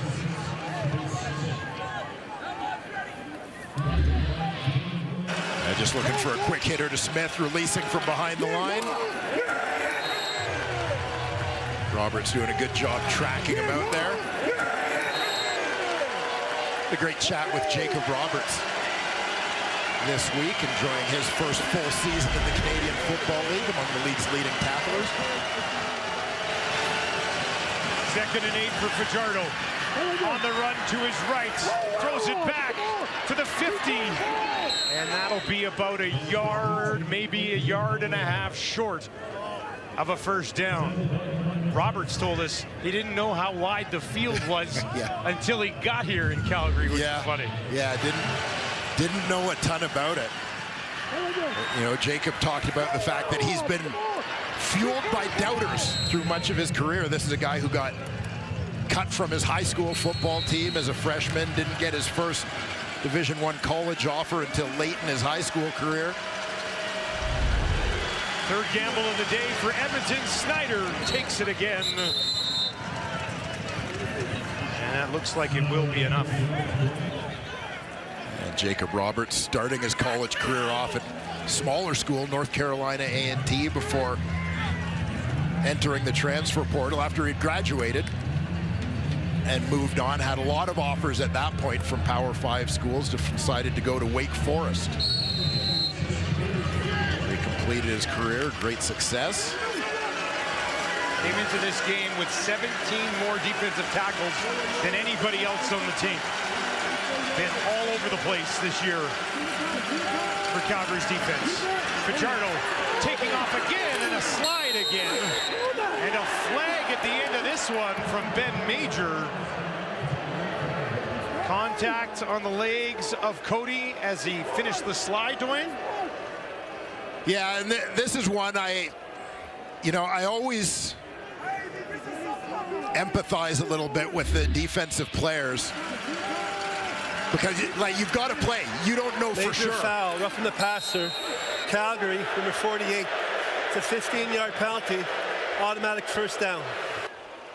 So it's not Tights, it was Roberts. Roberts was called, but I think if you look at both of the players, and, this happens. It's the right call. It's the right call given what the rule is. I'm okay with the call, but I feel for the defensive players because you can't let up. What if he doesn't slide? And you've got to play. And I think both of them tried to ease up on the hit as much as they could, but by that point they were committed to the hit. The noise you heard was them hitting each other. Fajardo leads his team in rushing so far today. Calgary's going to bring a bit of heat. Fajardo, end zone shot. No! Tries to find Julian Grant.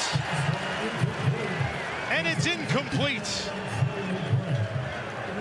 26 seconds on the clock in the second quarter. Okay, Julian Grant, number 2 receiver, coming from the slot. He's working against Jaden Grant, the rookie out of Oregon State. You just see him trying to locate that ball. Just got twisted around, unable to get there. Fajardo, 11 of 15 for 113 yards. Looking for another completion here. Back to the end zone again, lays it out there, and it's incomplete. Looking for Gittins that time. And Curley never really had a play on it. And it'll be 3rd down and a field goal attempt for Blanchard. Yeah, I think Cody knew. You see the pump fake there. The defense didn't really bite on it, but I think Cody knew he wanted to take the deep shot on this one. Try and get that ball into the end zone before the half.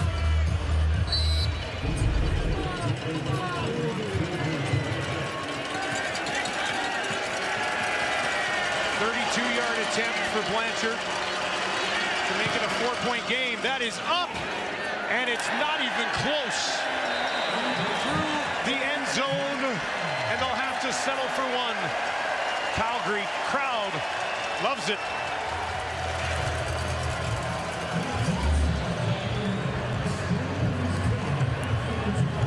Well, tough way to end the drive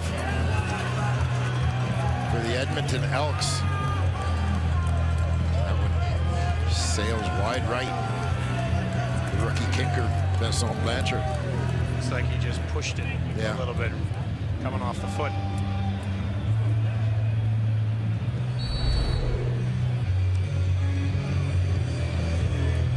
Justin Sambu heading to the room a little bit early for Calgary. 14 seconds for Adams. He's going to throw down the field, and that is broken up, but there's a flag.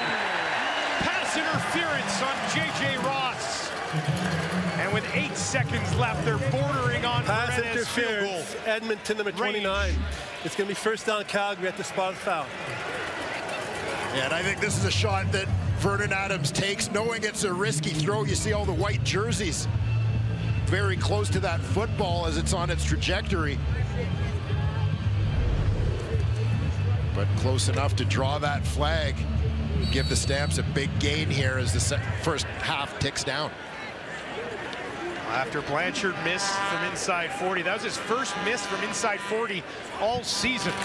And now Calgary will try to set Paredes up for 1 just inside 50 yards.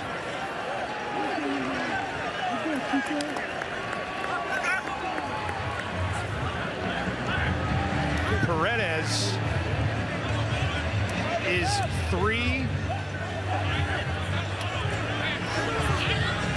7 for 12 from outside 40 so far this year. Made one earlier from 33. This one from 49, just inside the left hash. Bassett to hole. Paredes puts it up, and the veteran makes no mistake. He knocks it home, and Calgary on top by 9 at the half. A big 6-point swing to end the half there. Missed field goal by Edmonton. Penalty helps put Calgary in field goal range. The veteran Paredes puts it through.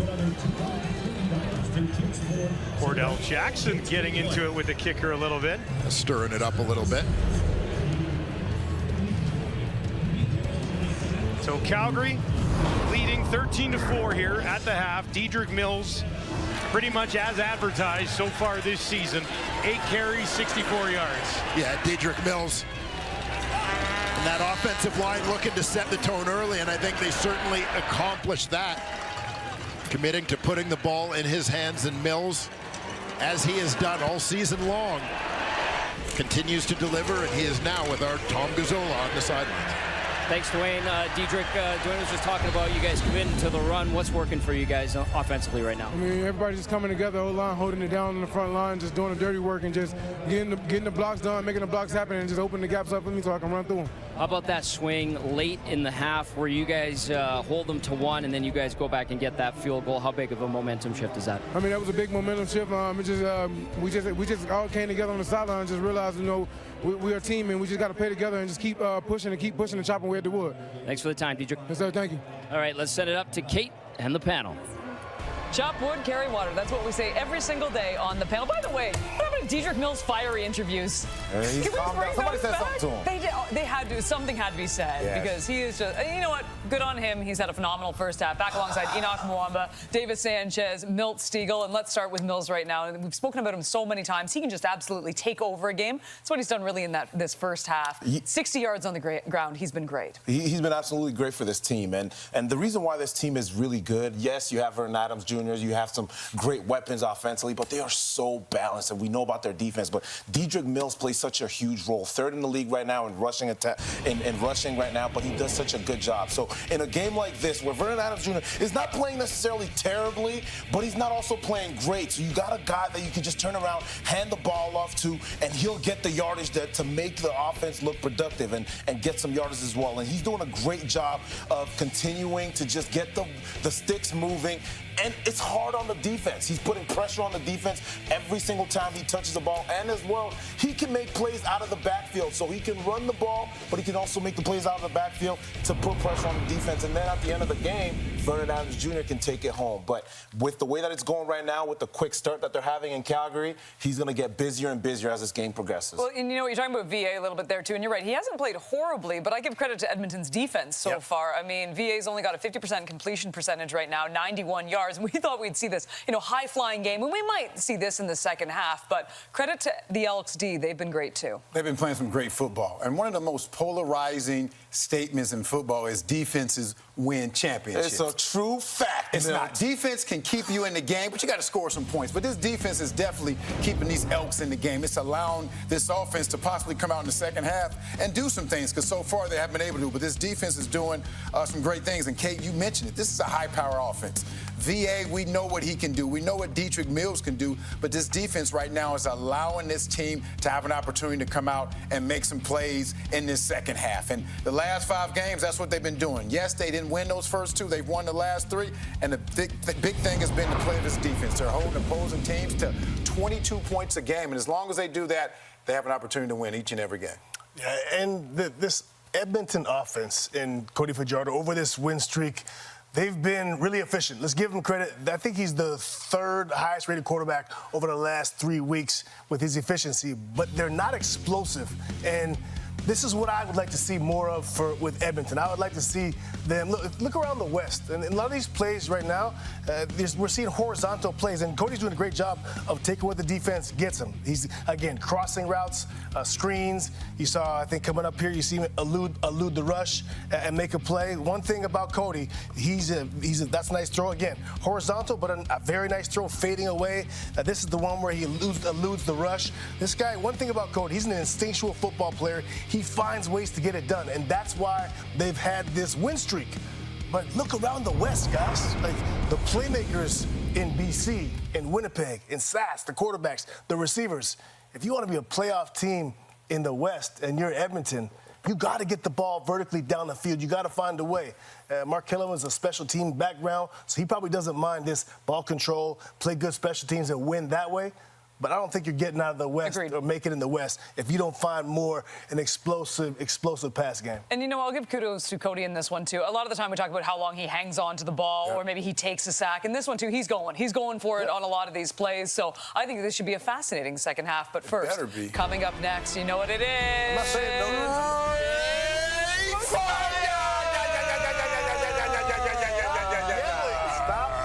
Stop yelling. Hey now, you're an all-star. Get your game on, go play. Hey now, you're a rock star. Get the show on, get paid. And all that glitters is gold. Only shooting stars break the mold. And all that glitters is gold. Only shooting stars break the mold.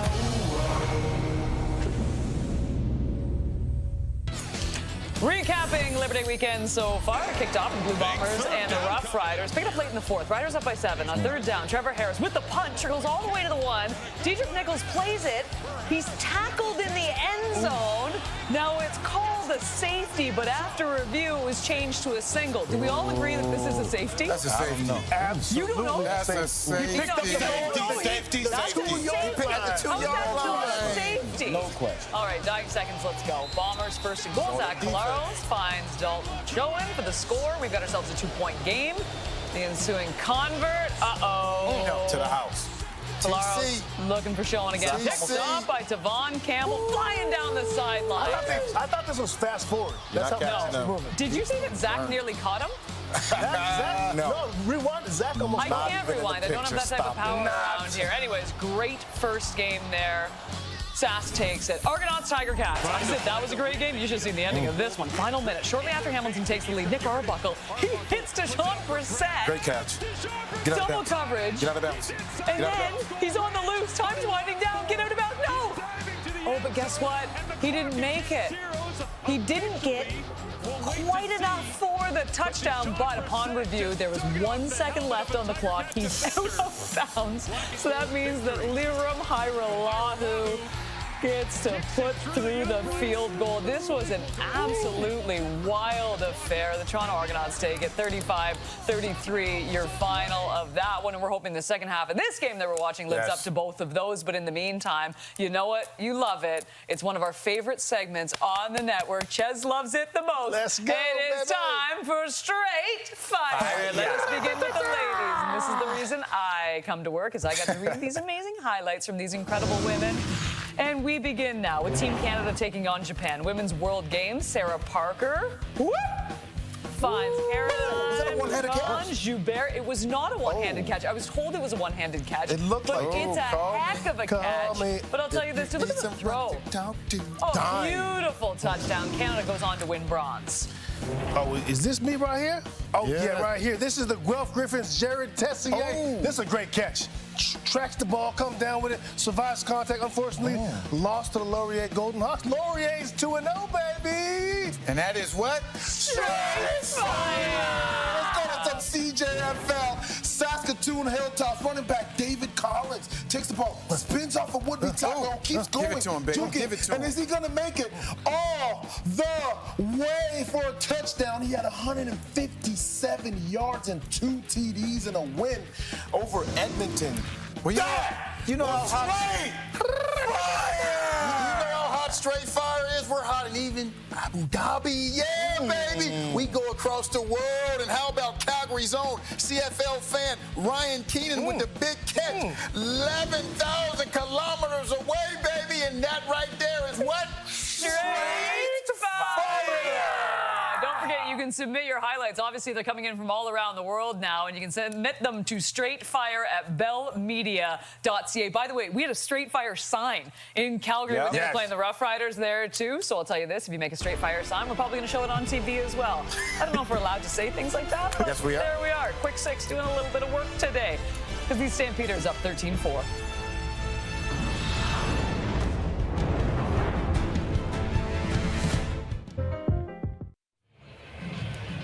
Welcome back on a beautiful Monday in Calgary, where the Stampeders look to continue to roll, and their defense is doing it again, holding Edmonton to just 4 points in the opening half. How is Edmonton going to turn this around and find some points? Head coach Mark Killam standing by with our Tom Gazzola. Mark, lots has been made of Calgary's defense, but how's your defense holding up in this one so far? Yeah, well, I mean, we're hanging in there. They got, you know. We are underway. Second half, Labor Day Classic between Edmonton and Calgary. Leak on the return. Interesting first half for Cody Fajardo. He was not sacked, but he was under quite a bit of pressure. And Cody able to escape and make some plays using his legs on a few occasions in this one, but you knew. I mean, the reputation of the Calgary Stampeders has kind of been established through the first half of this season, is that front is going to do a pretty good job getting after opposing quarterbacks. 3 of the top 7 quarterback pressure defensive players in the league are on that defensive line for Calgary. Slowick obviously has them working again here today. Edmonton's going to start it on the ground with Rankin for 4 yards. And you talk to other teams around the league and you ask them, you know, what is it that the Calgary Stampeders have done so well defensively? And I mean, the response, defensive coordinator Bob Slowick keeps it pretty simple for them, which allows these guys to play fast. And there you see the fruits of their labor. Just 15 offensive touchdowns allowed, fewest in the league so far. And of course, nothing in the first half. Fajardo, Rankin, wide open, turns it upfield, and will be pushed out around the Edmonton 50. So the dual threat, Rankin, involved early here in the third quarter. They just get Rankin open out to the flat, let him pick up what he can. That, in this instance, is enough for the first down.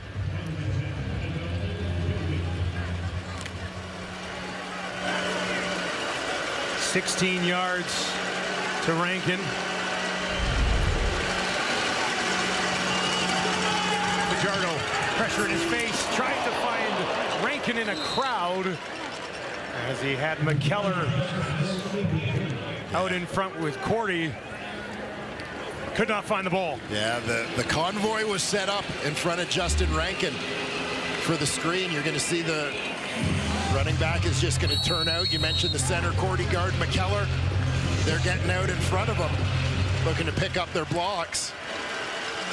But that throw came in a little bit hot. Looks like Clarence Hicks. He got a hand on it.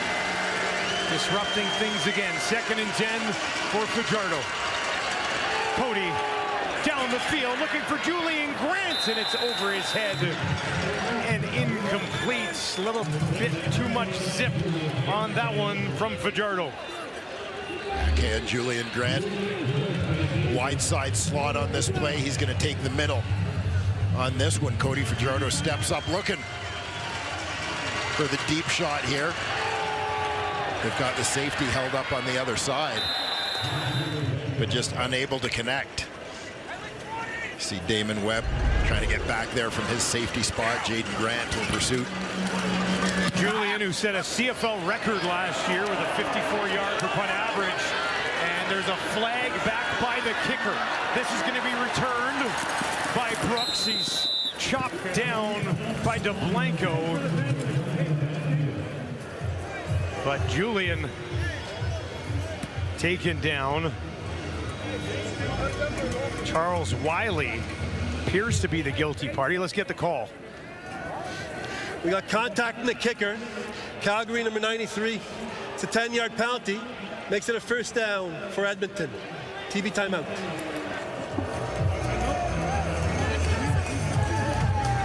Wiley is furious.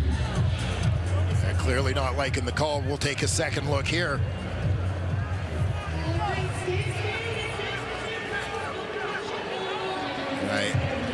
I understand some of Charles Wiley's disbelief from that angle,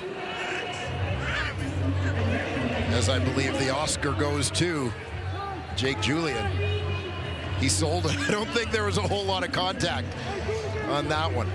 There was not much there. Or at least there was contact, I should say, not a lot of force, which I know can be hard to tell at full speed for the officials. But I think a tough call there for the Stamps. Wiley's frustration justified. A second opportunity on this possession for Edmonton. Can they take advantage of it? Rankin, he's going to be in trouble. That's shut down immediately. Webb finishes the play.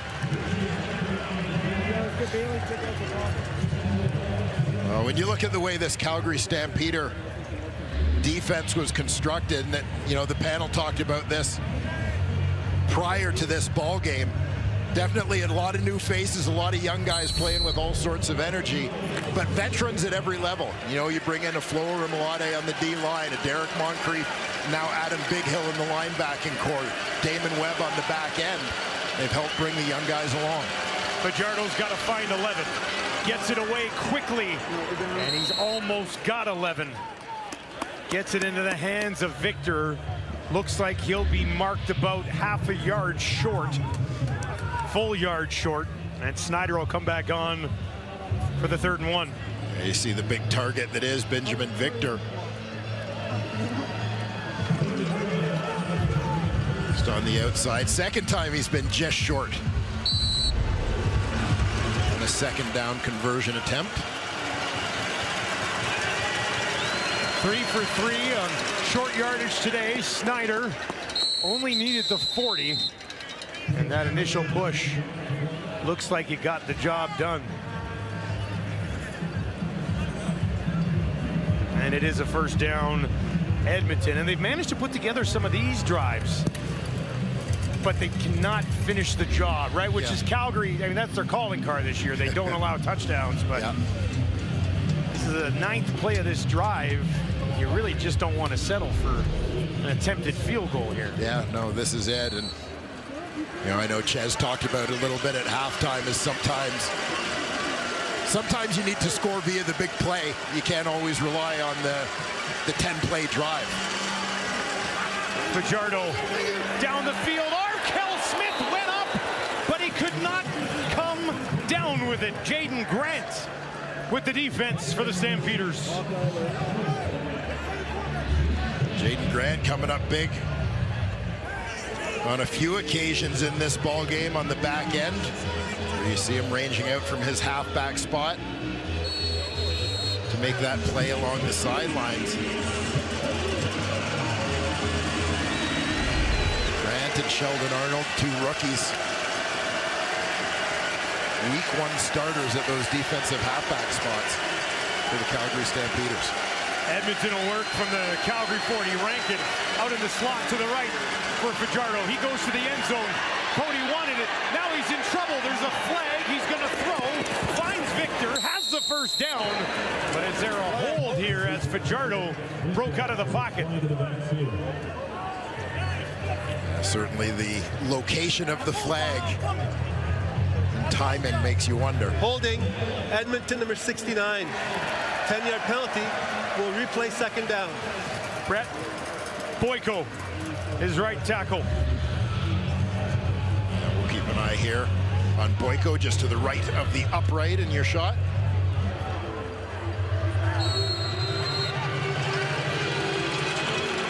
And that's one that becomes the challenge. We often talk about the offensive line, right? That one position in sports where you play with your back to the play. He couldn't see where his quarterback was, assumed he was in the pocket, and so that's the angle that he sets his body on to block. Get it away to Arkell Smith. Up to the 45. This would be a long field goal attempt, but they will attempt it.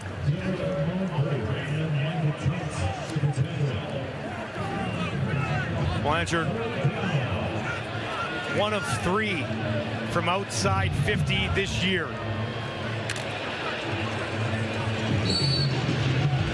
This will be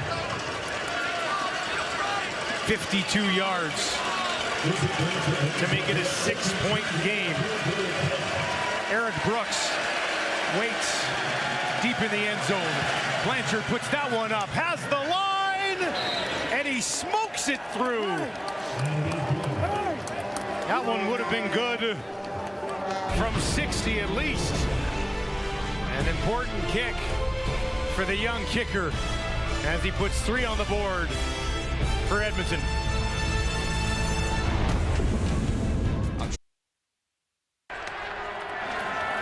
Here's Glenn going to work. And it's complete. McDaniel for a go-ahead touchdown. Crosser, Larry Taylor, touchdown. From 48 now. Moving up, he's going to miss. And the Calgary Stampeders are going to win a classic. Got the baby face. Mark Killam. I think he looks better with the beard. Been on the other side of this battle for pretty much 2 decades. Now he's calling the shots as the head coach for the visitors. Here's Adam.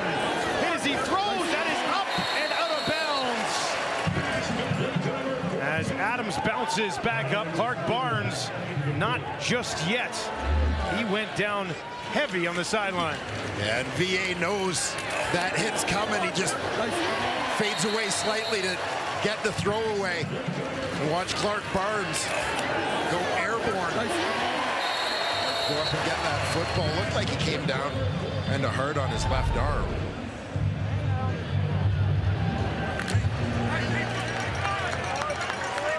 Vernon Adams, just 91 yards passing so far midway through the 3rd quarter.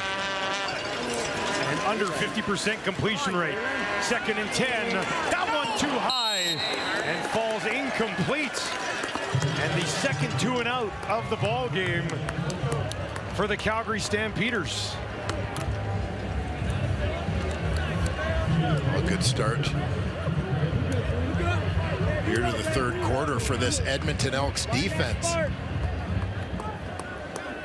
Getting to Adams on 1st down, forcing that 2nd and long situation.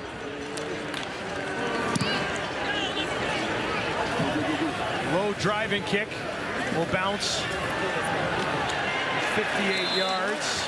Short return from Javon Lee. Curly Gittens Jr. over 100 yards on Labor Day last year. He leads the team with 46 today.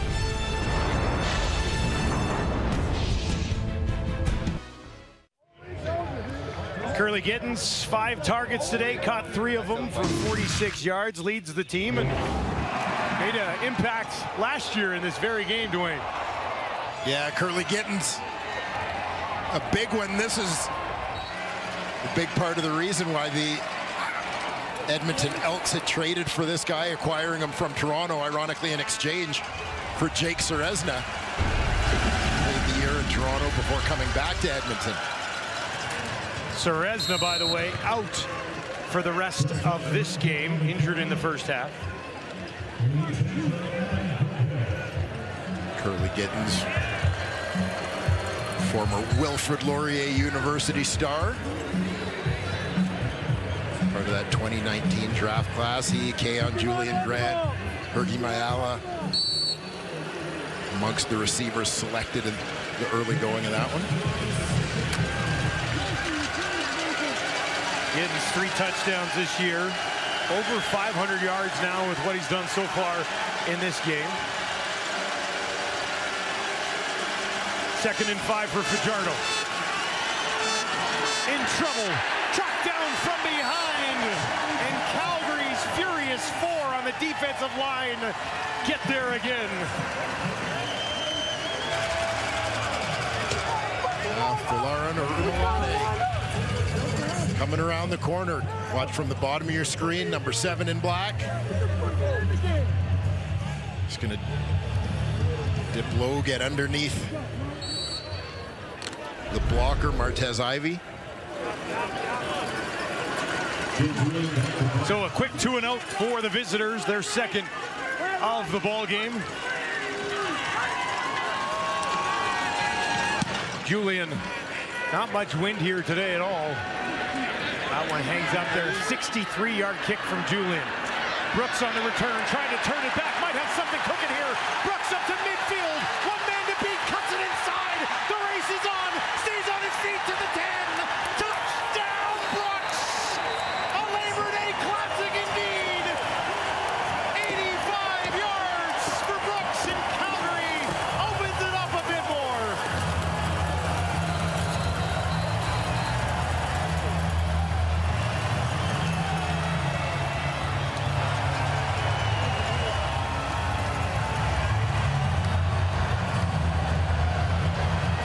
Massive play from Eric Brooks. He had taken a bit of a break in recent weeks in the return game. Kalen Horton had dressed and had been in that role, but shuffling of the roster with some other receivers coming back this week puts Brooks back as the primary returner, and he makes the most of the additional touches,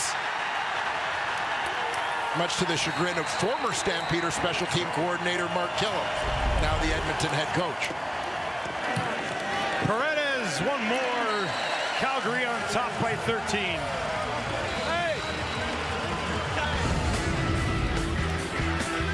Eric Brooks cut it back, and that was it. He was gone. Julian had a crack at him. Could not stop him. House call, Labor Day.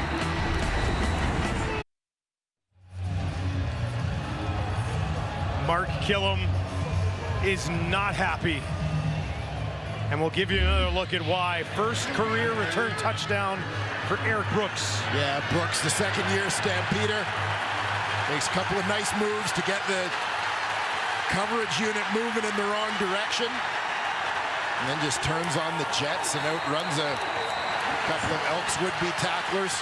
Flower Malade, who had a big sack on the last possession, last defensive series leading to the punt.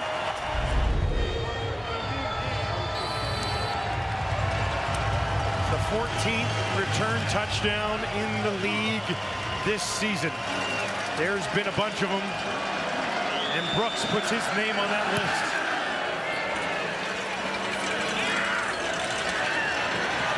This guy can be dangerous at times as well. Leak trying to kick it up the near sideline, picks his way back up to the 50. An excellent 35-yard return from Leak.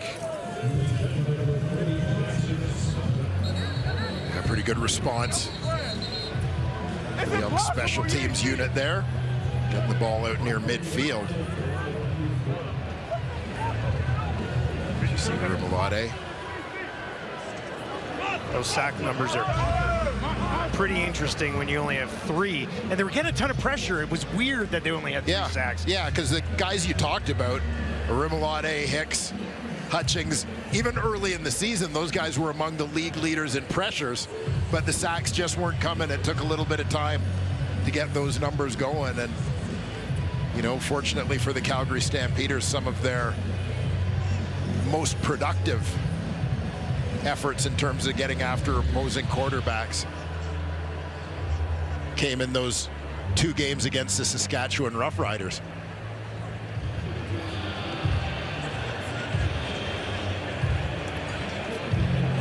Looks like Red got rolled up on a little bit. He remains down on the field. Now he's up. He's going to walk off. The thing with Calgary and the pressure, Dwayne, they seem to get a lot of it with just the 4 of them rushing. Yeah. They don't blitz as often as you would think for a defense that has put up the numbers that they've put up so far this year. Yeah. I mean, it's a good group, but we've talked a lot about, obviously, Rimolade, the veteran, a guy who, I mean, this has been his thing the last few years. He has been among the league leaders. Lightning quick off the edge. You've seen Clarence Hicks take a big step forward in his second season. And Jalen Hutchings has been a monster. A guy who arrived late last year, got into a couple games late in the season, but this is a guy who is built to be an interior defensive lineman in the Canadian Football League. Edmonton after the return from their own 50. Fajardo lays one up high, looking for Victor, who's 6'4", but he cannot climb that ladder.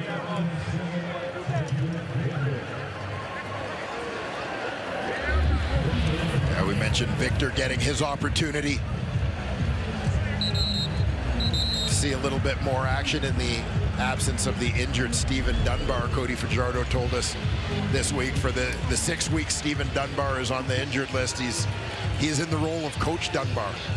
You know, and I mean, between Cody, head coach Mark Killam, general manager Ed Hervey, talking to all of them this week, Stephen Dunbar was a guy that they all sort of pointed out as very important as a leader for this team. You know, consistent in his approach, desire to get better, keep working hard even when things weren't going that well at the start of the year.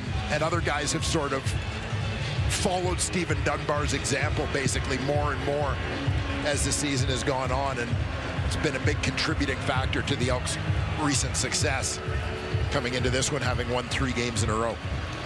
Curly Gittins is up and off. Will not be out there for Fajardo on this big 2nd and 10.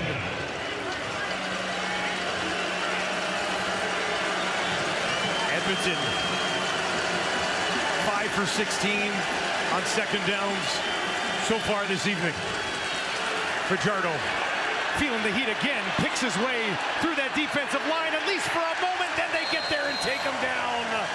Oh, they do not stop. Jalen Hutchings is there.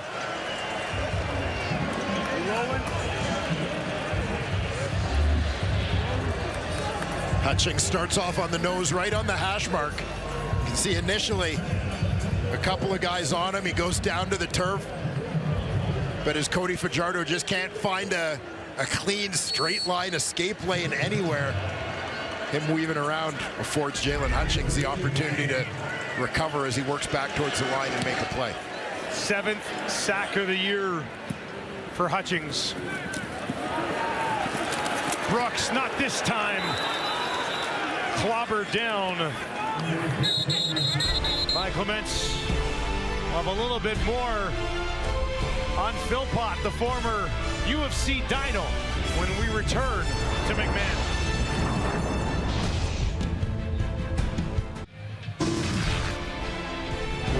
Well, let's flash it back. Jalen Philpott with the University of Calgary, an absolute stud at the youth sports level, ends up being a top 10 pick. For more on him, let's send it down to Tom Gazzola. Dusty, Jalen Philpott said the Labor Day Classic means everything. You saw the footage there of him as a Dino. He developed a hatred for the green and gold very early. Of course, U of A Golden Bears. That has carried over into his time as a Stampeder. He says this game means so much to both cities, both fan bases. He's been educating all the new guys on his team that haven't played in this rivalry yet. He said he's very proud being perfect in those games as a Dino until his final year, where the Bears did beat the Dinos. He's still irritated by that, and he also pointed out that the Stamps did get swept by the Elks last season. It's been on all hands on deck for Philpott and the Stamps, and so far so good, you guys. Thank you, Tommy. Calgary has challenged for a no yards. Let's get the ruling from Ben Major. Calgary challenged the ruling on the last play. They believe there should have been a no yards penalty.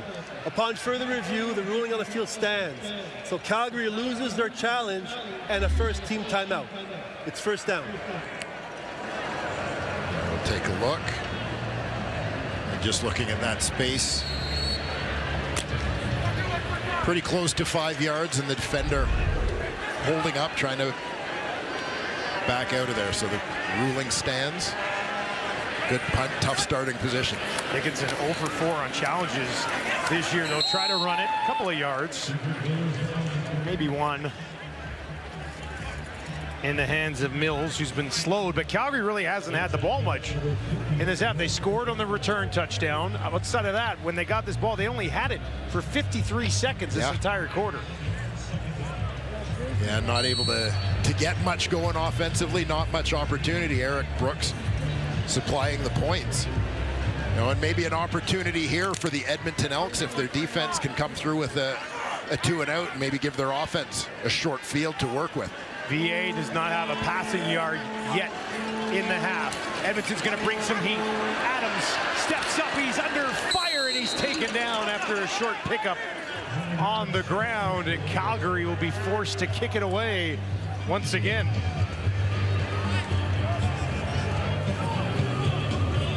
Well, Jared Brinkman among those in on the play, lined up right on the hash mark, working on the nose.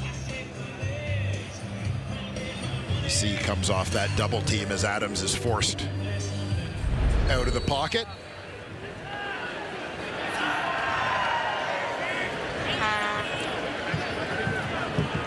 Bassett stands in his own end zone. Could be good field position looming for the Elks. Great kick though. 59-yard boot. Up the middle, nowhere to go on the return for Leak. And he looks a little bit sore, but he'll bounce back up. Cody Fajardo heads back out onto the field. And Cody Fajardo looking for a little more, trying to rally the troops. Getting fired up on the sidelines. Looking for a little more energy over there from the green and gold.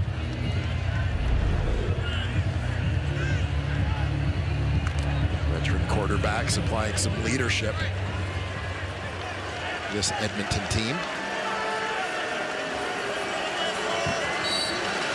Not see Curly Gittins out there for now for Fajardo. 1st and 10 from his own 50. And once again, bottled up. Rankin. Stampeders defense all over it. That looked like Miles Brown, defensive tackle, getting in on that play.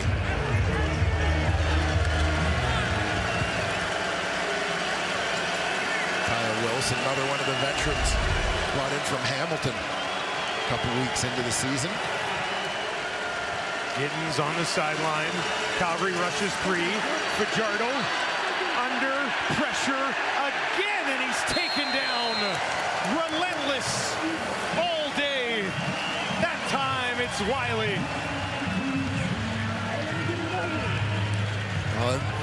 That possession was kind of a microcosm of the battle throughout the day between the Edmonton offense and the Calgary defense.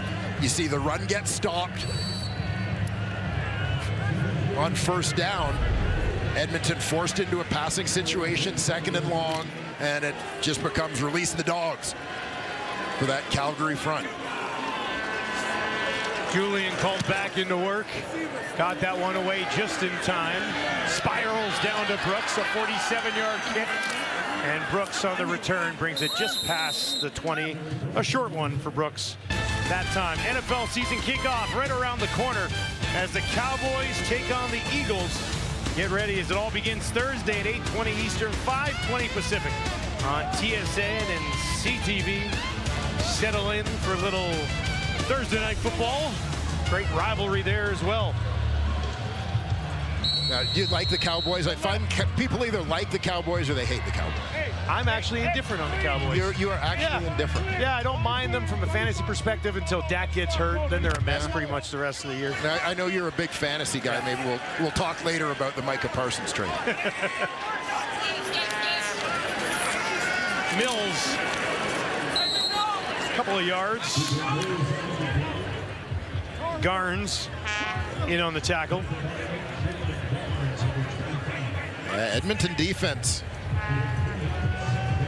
certainly doing its thing in the early portion of this second half, limiting the opportunities for Vernon Adams and his crew here in the 3rd quarter. And VA doesn't pick up a passing yard here.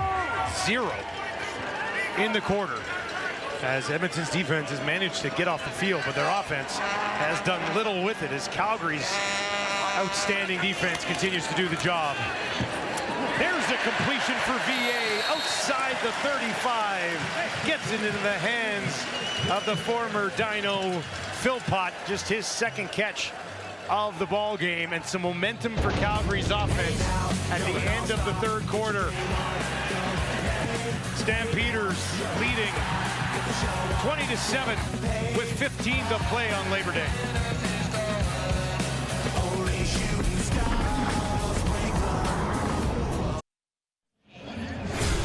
Fourth quarter action coming up here at McMahon in Calgary. The Stampeders lead 20-7.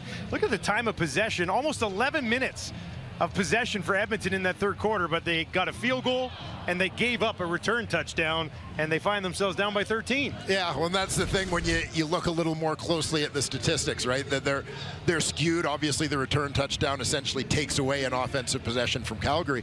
But in terms of Edmonton, yeah, they've done a decent job of moving the ball, staying on the field, but just not enough to show for it. Not finishing those drives. You know, one of the other pieces that stands out for me a little bit is we had just talked about Calgary stopping the run. Edmonton has more rushing yards in this game than Calgary. They have 80 rushing yards. About half of that, 38 yards, is Cody Fajardo scrambling, as opposed to the called run game. So it's a little misleading.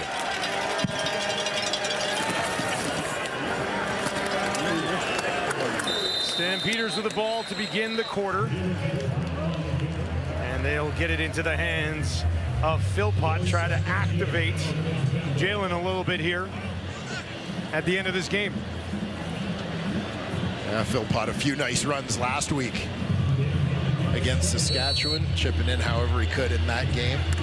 First touchdown of the season for him last week. He told us on a call earlier this week, Tyson was always the touchdown guy. That's right. Said he always gets stopped short a yard or two. Yeah, he's tired of handing over his touchdowns to Dedrick Mills, he said. 2nd and 5. Flags here. Adams with time. Now gets it away. Brooks wide open. And the tackle will be made by Metier. We'll see what this flag is. Offside, Edmonton, number 54. Penalties declined. It's going to be first down. Tyreek Johnson. Offside, penalty be declined with the completion to Brooks. He might have lined up offside just on the right side of the screen. Meanwhile, Eric Brooks, a pretty good day. Representing the Fresno State receivers, Canadian Football League. Eric Brooks, Carrick Wheatfall, Keyshawn Johnson. That's popping up all over the place when you're prepping for games. Oh, Fresno State.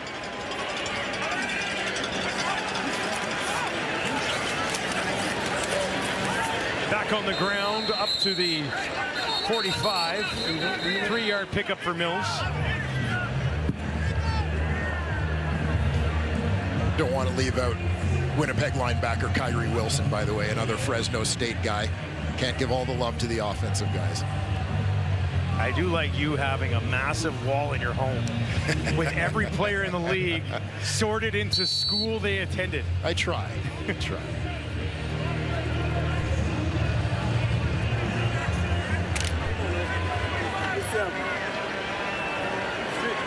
Brooks, couple of catches, 32 yards, and his first career return touchdown today for Calgary.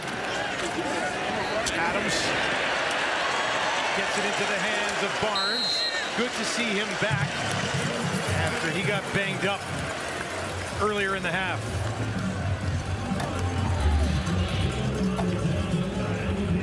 Barnes on the line of scrimmage, the one receiver. Two clearing in front of him. He ducks underneath. Easy bit of pitch and catch for he and VA.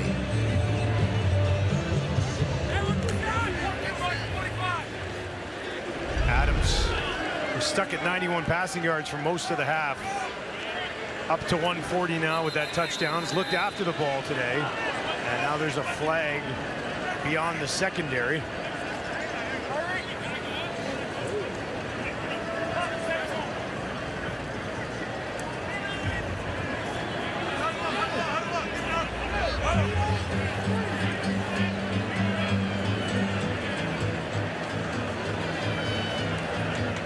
may have just been an issue with the clock. On the last play, the 20-second clock never started. So we're going to reset the play. We'll restart the play. We'll reset the game clock to 12:25. Reset the play clock to 20. Thank you. His yards per catch this year, 3 Stampeders in the top 5. Adams, big play VA for a reason, right? Yeah, no, it speaks to the offense showing his personality.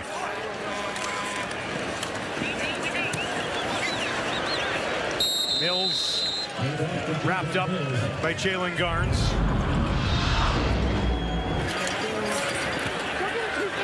I mentioned Clark Barnes held to just 1 catch last week. A much busier day here in the Labor Day Classic.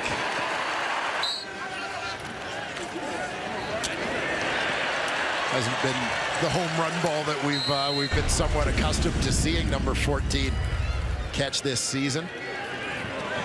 Barnes, a guy who was a steal in the 3rd round of 2023.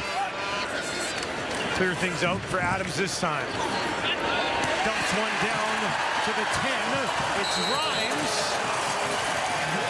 And a first down for Calgary. That's just his 2nd catch of the game. The other one was for a touchdown. And this is Calgary's first trip inside the red zone today. And Dom Rhymes opening the scoring. Calgary, pretty good red zone team. VA, a very good red zone quarterback. 19-yard pickup there for Rhymes.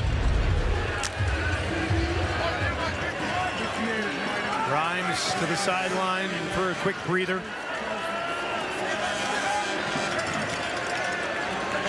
Mills stands next to his quarterback. That's where they're going to go. Mills looking for space, pushing down towards the end zone. Almost there, but he's denied before he finds 6. Ends up with 7 yards on the carry.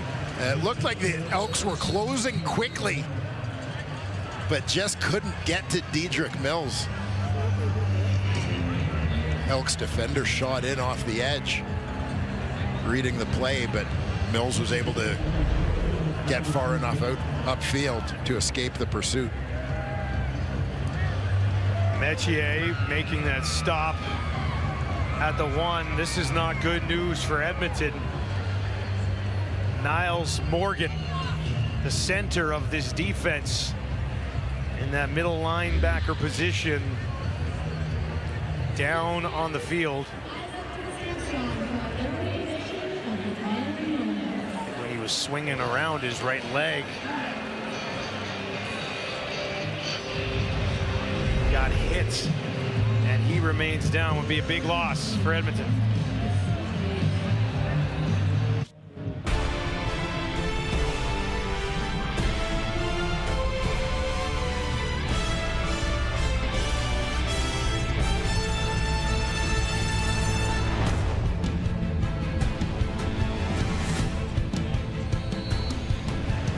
Niles Morgan heading into the tent for further evaluation. Appeared to be a leg injury in the last play. Quincy Vaughn looking for the end zone, lunging in, got it! Touchdown, Calgary! 2nd of the season for Vaughn and the Stampeders in the driver's seat on Labor Day.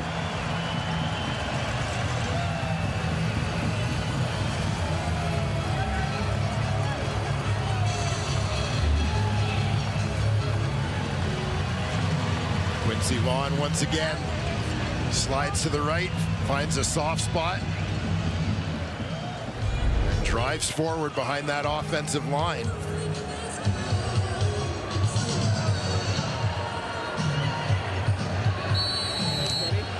Calgary will go for 2, try to make it a 21-point ball game.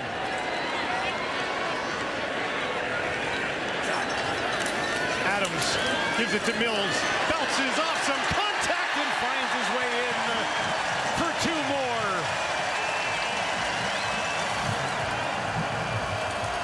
And the party is on at man.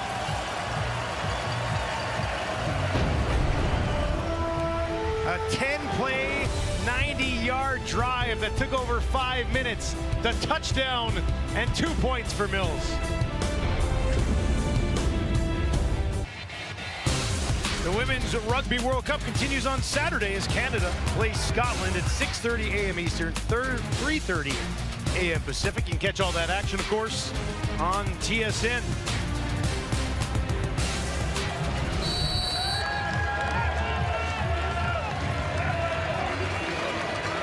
Second touchdown of the year for Quincy Vaughn and his team on top, 28-7. Looking to remain perfect against the West.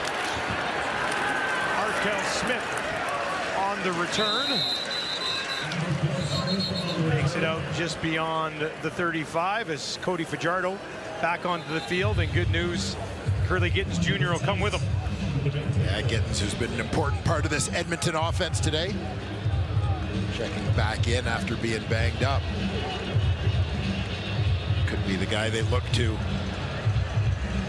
for a big play shot as time is starting to work against the Elks a little bit with the Stamps extending their lead. There's 218 yards of offense for Edmonton so far against a stingy Calgary D.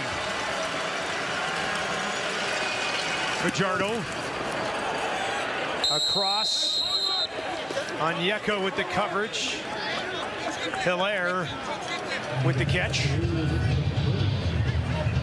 It's his team leading fourth if it stands. First 4 catches of his CFL career. The ruling on the field is an incomplete pass. Incomplete pass. And we have the evidence to support that ruling. Can't argue that one. No. Another 2nd and long for the Elks. See what Calgary's got up their sleeve defensively here. Dave Dickinson. We're going to reset the game clock to 9:28, please. 9:28. With the ruling of incomplete pass, clock should have stopped.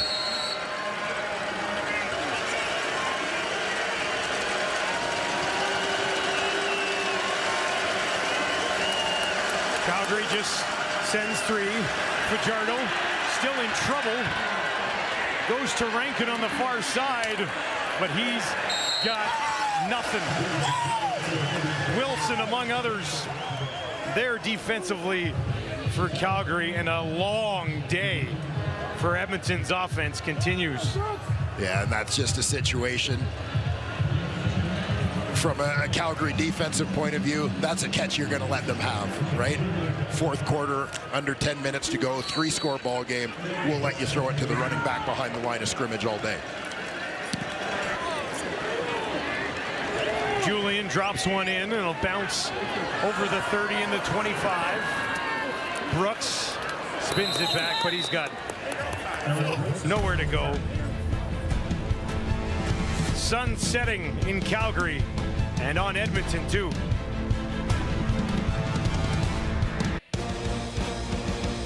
CFL will be back on Friday as the Lions take on the Red Blacks. Coverage will get underway at 7 Eastern, 4 Pacific on TSN. First half of a home and home between those 2 clubs. Big crossover implications in those 2 games. Yes. I mentioned recently how much I hate the playoff format. Not today. No, not today. Not since the broadcast started. I mentioned it last night at dinner. You mentioned it before the game today as well, yeah. Yeah.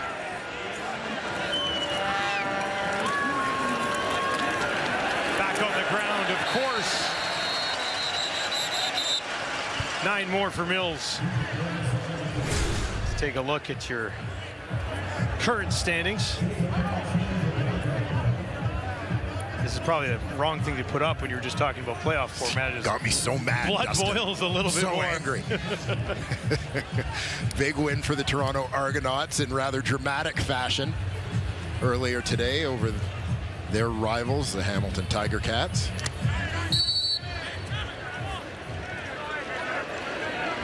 Calgary looking to turn that 7 into an 8 by finishing the job here tonight. Need a yard. Mills turning ahead. He'll get a yard and a first down for Calgary. Stampeders at this point just happy to keep that clock running. Grind it out as much as they can, limit the risk.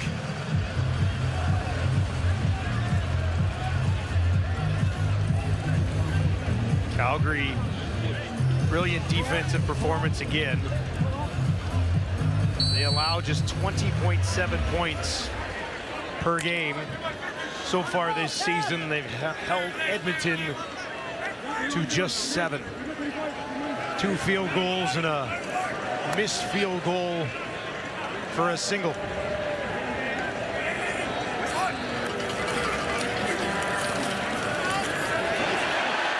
Back to Mills, another big chunk and another first down. And it's a 100-yard game for Dedrick Mills, his second of the year. Yeah, terrific cutback here. Presses it front side. Sees a little daylight back to the right.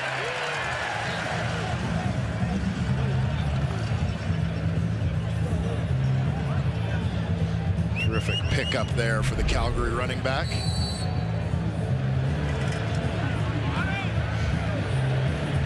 Mills, a workhorse for this Stampeders offense. Goes for a well-deserved rest. It's a season high on Labor Day for Dedrick Mills. Choquette into the game, and he'll get a couple of yards. And a late flag at the end of this play.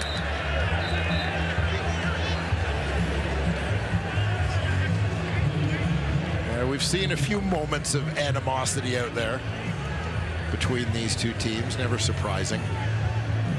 Not as nasty as I thought it might be, though. There's still 5.5 minutes. Yeah. Calgary's dominance of the West has just been something else so far this year. Got a misconduct penalty. Calgary number 54. We'll go back 10 yards from the end of the play. It's going to be second down. The offensive lineman, Joshua Coker. Calgary 5-0 against the Bombers and Riders. Now they get Edmonton. They'll play Edmonton again. They got 2 left against BC. And then even after next week, they got the 1 more against Edmonton. So 2 more against Edmonton, 2 more against BC. Yep. And so far, nobody in the West has been able to hand them an L.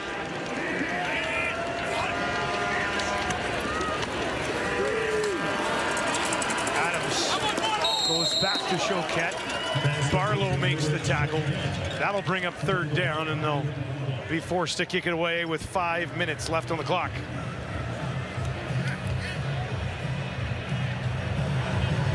And now would be the time where the Edmonton Elks need that big play that Chesney alluded to at halftime.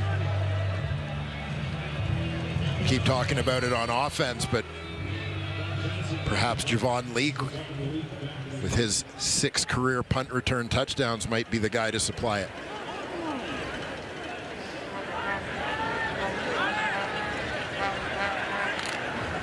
Bassett gets it away. It's a low kick. That one will bounce at the 25 and will roll out of bounds 46 yards. You see a group of fans there from Edmonton. We brought them down with my company, Edmonton Sports Talk. They probably would have liked a better trip so far. Sorry about that.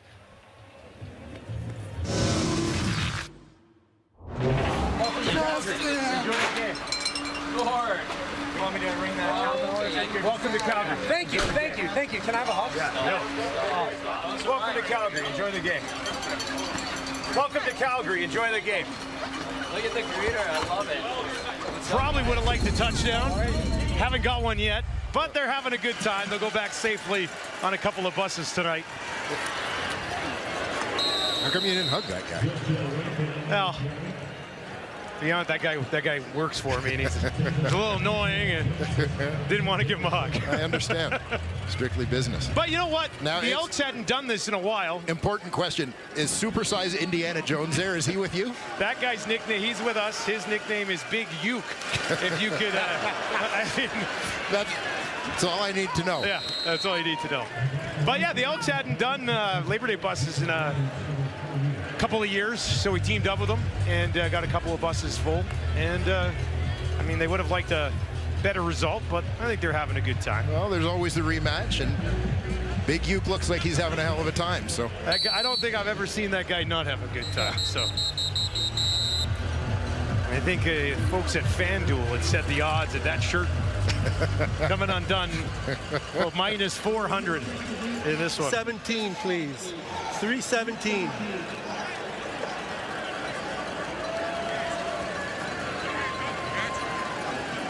Well, you mentioned they go at it again here. Turn things around. Calgary's defense, this is not a one-off for Calgary's defense. Defense has been outstanding all year. Yeah. If you're Edmonton, how do you turn it around when you head up the highway to Commonwealth? yeah, and this back-to-back, you know, and kind of a short week. Not as short as it used to be in the days when the games used to be Monday and Friday. But the quick turnaround. Typically, in terms of game planning, you're almost kind of planning a lot of the time for two games at once, and you know, so it'll be interesting to see what wrinkles each of these two teams comes back with for the second game. Jacob Roberts making another play for the Calgary defense. A frustrating day for that man. Mark Killam spent 2 decades on the Calgary side of this. Taking it on the chin today. Welcome back to Calgary. Labor Day, week 14 just around the corner. BC and Ottawa will get it started on Friday, and then they call it Super Saturday. Triple header, Hamilton, Montreal, the Banjo Bowl, and then Calgary and Edmonton back up at Commonwealth. That is a Super Saturday. It is, isn't it? It really is.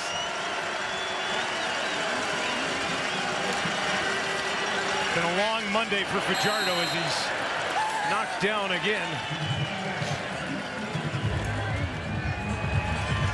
Ed Hervey not happy with this one. There's Waldo. Where? I can't see him. That guy's got to be sweaty. He's got a scarf on.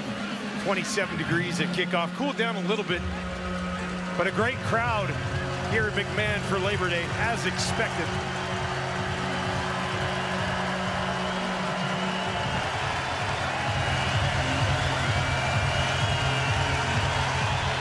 Pretty good momentum here in Calgary from a fan point of view. Over 28,000 last week with the Saskatchewan Roughriders in town.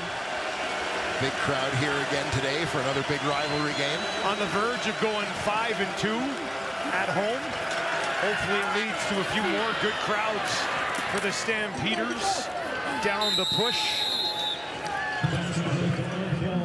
And they'll pick that one up. Arkell Smith, first down. Makes a catch, nice run after, able to get the shoulders north-south. Taking on the tacklers.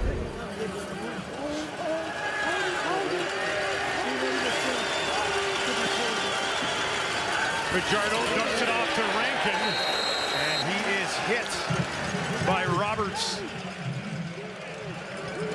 Jacob Roberts has definite star potential for a long time in this league.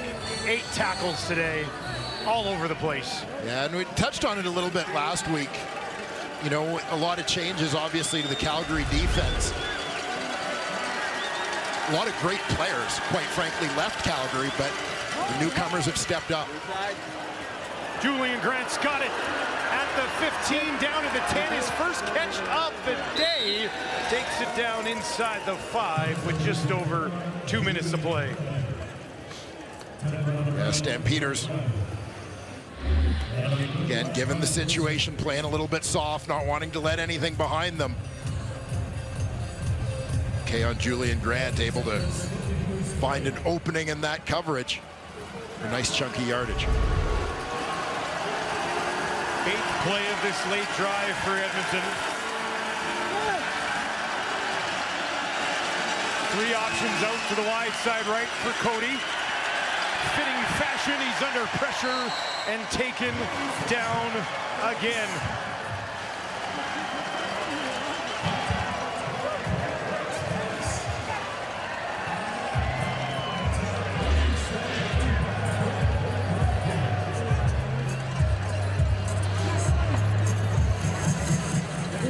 Stutter step that time from Clarence Hicks, throwing off the timing of the tackle, Ivy. Another sack for Hicks.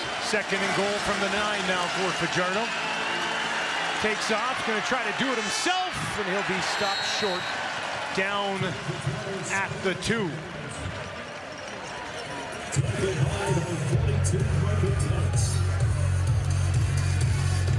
They'll be going for it, 3rd and goal. It's the 6th time today they've gone for it on 3rd down. They're 5 for 5 so far. Timeout, Edmonton. Killam will call a timeout.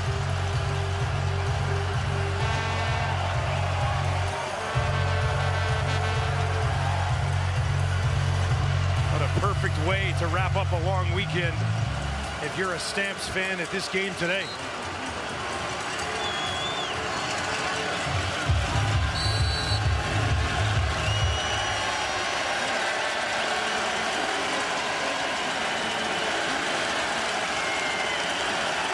What a roar from McMinn late in this one.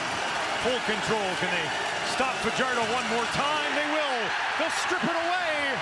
Bouncing around, and Calgary's defense delivers again. Jalen Hutchings. And Cody Fajardo hit hard on that play and slow to get up. That being the biggest concern for the Edmonton Elks in this moment.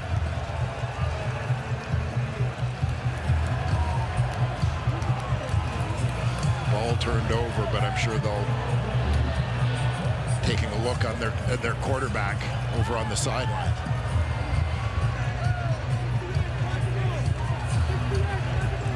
Jacob Roberts on the blitz delivers the shot just as Fajardo tries to cock the ball back to throw.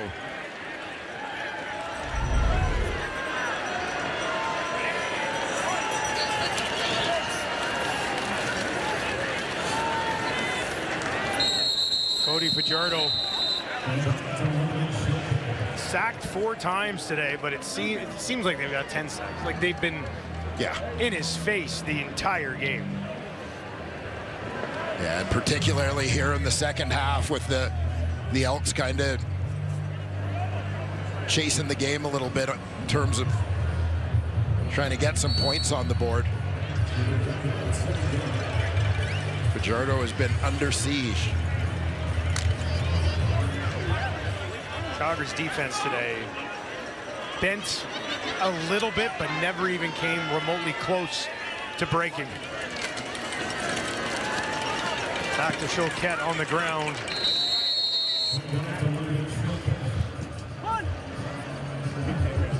And Vernon Adams about to go to 8-2 as the starting quarterback of the Calgary Stampeders. And we talked a lot about the defense and the changes that were made, and this is why Calgary goes from where they were last year to what they are right now. Because yes, Vernon Adams, great addition. Changes on defense have all been great. Elevating some rookies into second-year spots. You're not going to have that much of an improvement unless you got both of those things going, right? And that's what they've managed to do this year. Yep. Yeah, and a big special teams contribution today as well. Eric Brooks, kick return touchdown. It's been a long day for that man, Cody Fajardo. Let's take a look at the book of work from this Stampeders front four. Yeah, as you said, it's not always sacks, but a whole lot of pressure, a number of hits. And certainly on occasion, running for his life. Well, they're just relentless. Like, if they don't get him the first time, all three guys are just right back on him immediately. Well, and there's no time to reset if you're Fajardo. Yeah, and it becomes like a snowball rolling downhill, just gathering momentum. Defensive line feeds off their own success. Arkell Smith at midfield. And a bold move by our truck, but they are going to give Calgary the win officially. And here's a look at the updated standings. And a nice little race at the top right there. It certainly is. Saskatchewan Roughriders, of course, with that dramatic victory over the Winnipeg Blue Bombers last night. That one has a return match on Super Saturday as well. Back to Arkell Smith for Fajardo. Calgary come away here 28-7. Yeah, and obviously a big win for the Stampeders. They continue their West Division dominance. You know, and for as good as they've been this year, you know, it all might have been a little tarnished. Losing at home to the hated rivals from Edmonton here on Labor Day. So I think a win that's important in that regard as well. But I'll reiterate, these two teams play again twice more this season, once in a few days. And consistency is going to be the key. We'll see if the Stampeders can deliver once again and see how the Edmonton Elks bounce back as they try to keep their playoff hopes alive. Final play of the game. Fajardo will dump it off to Rankin one last time. Takes it down to the 20, and that'll do it. The Calgary Stampeders continue to roll perfect against the West and victorious at home on Labor Day.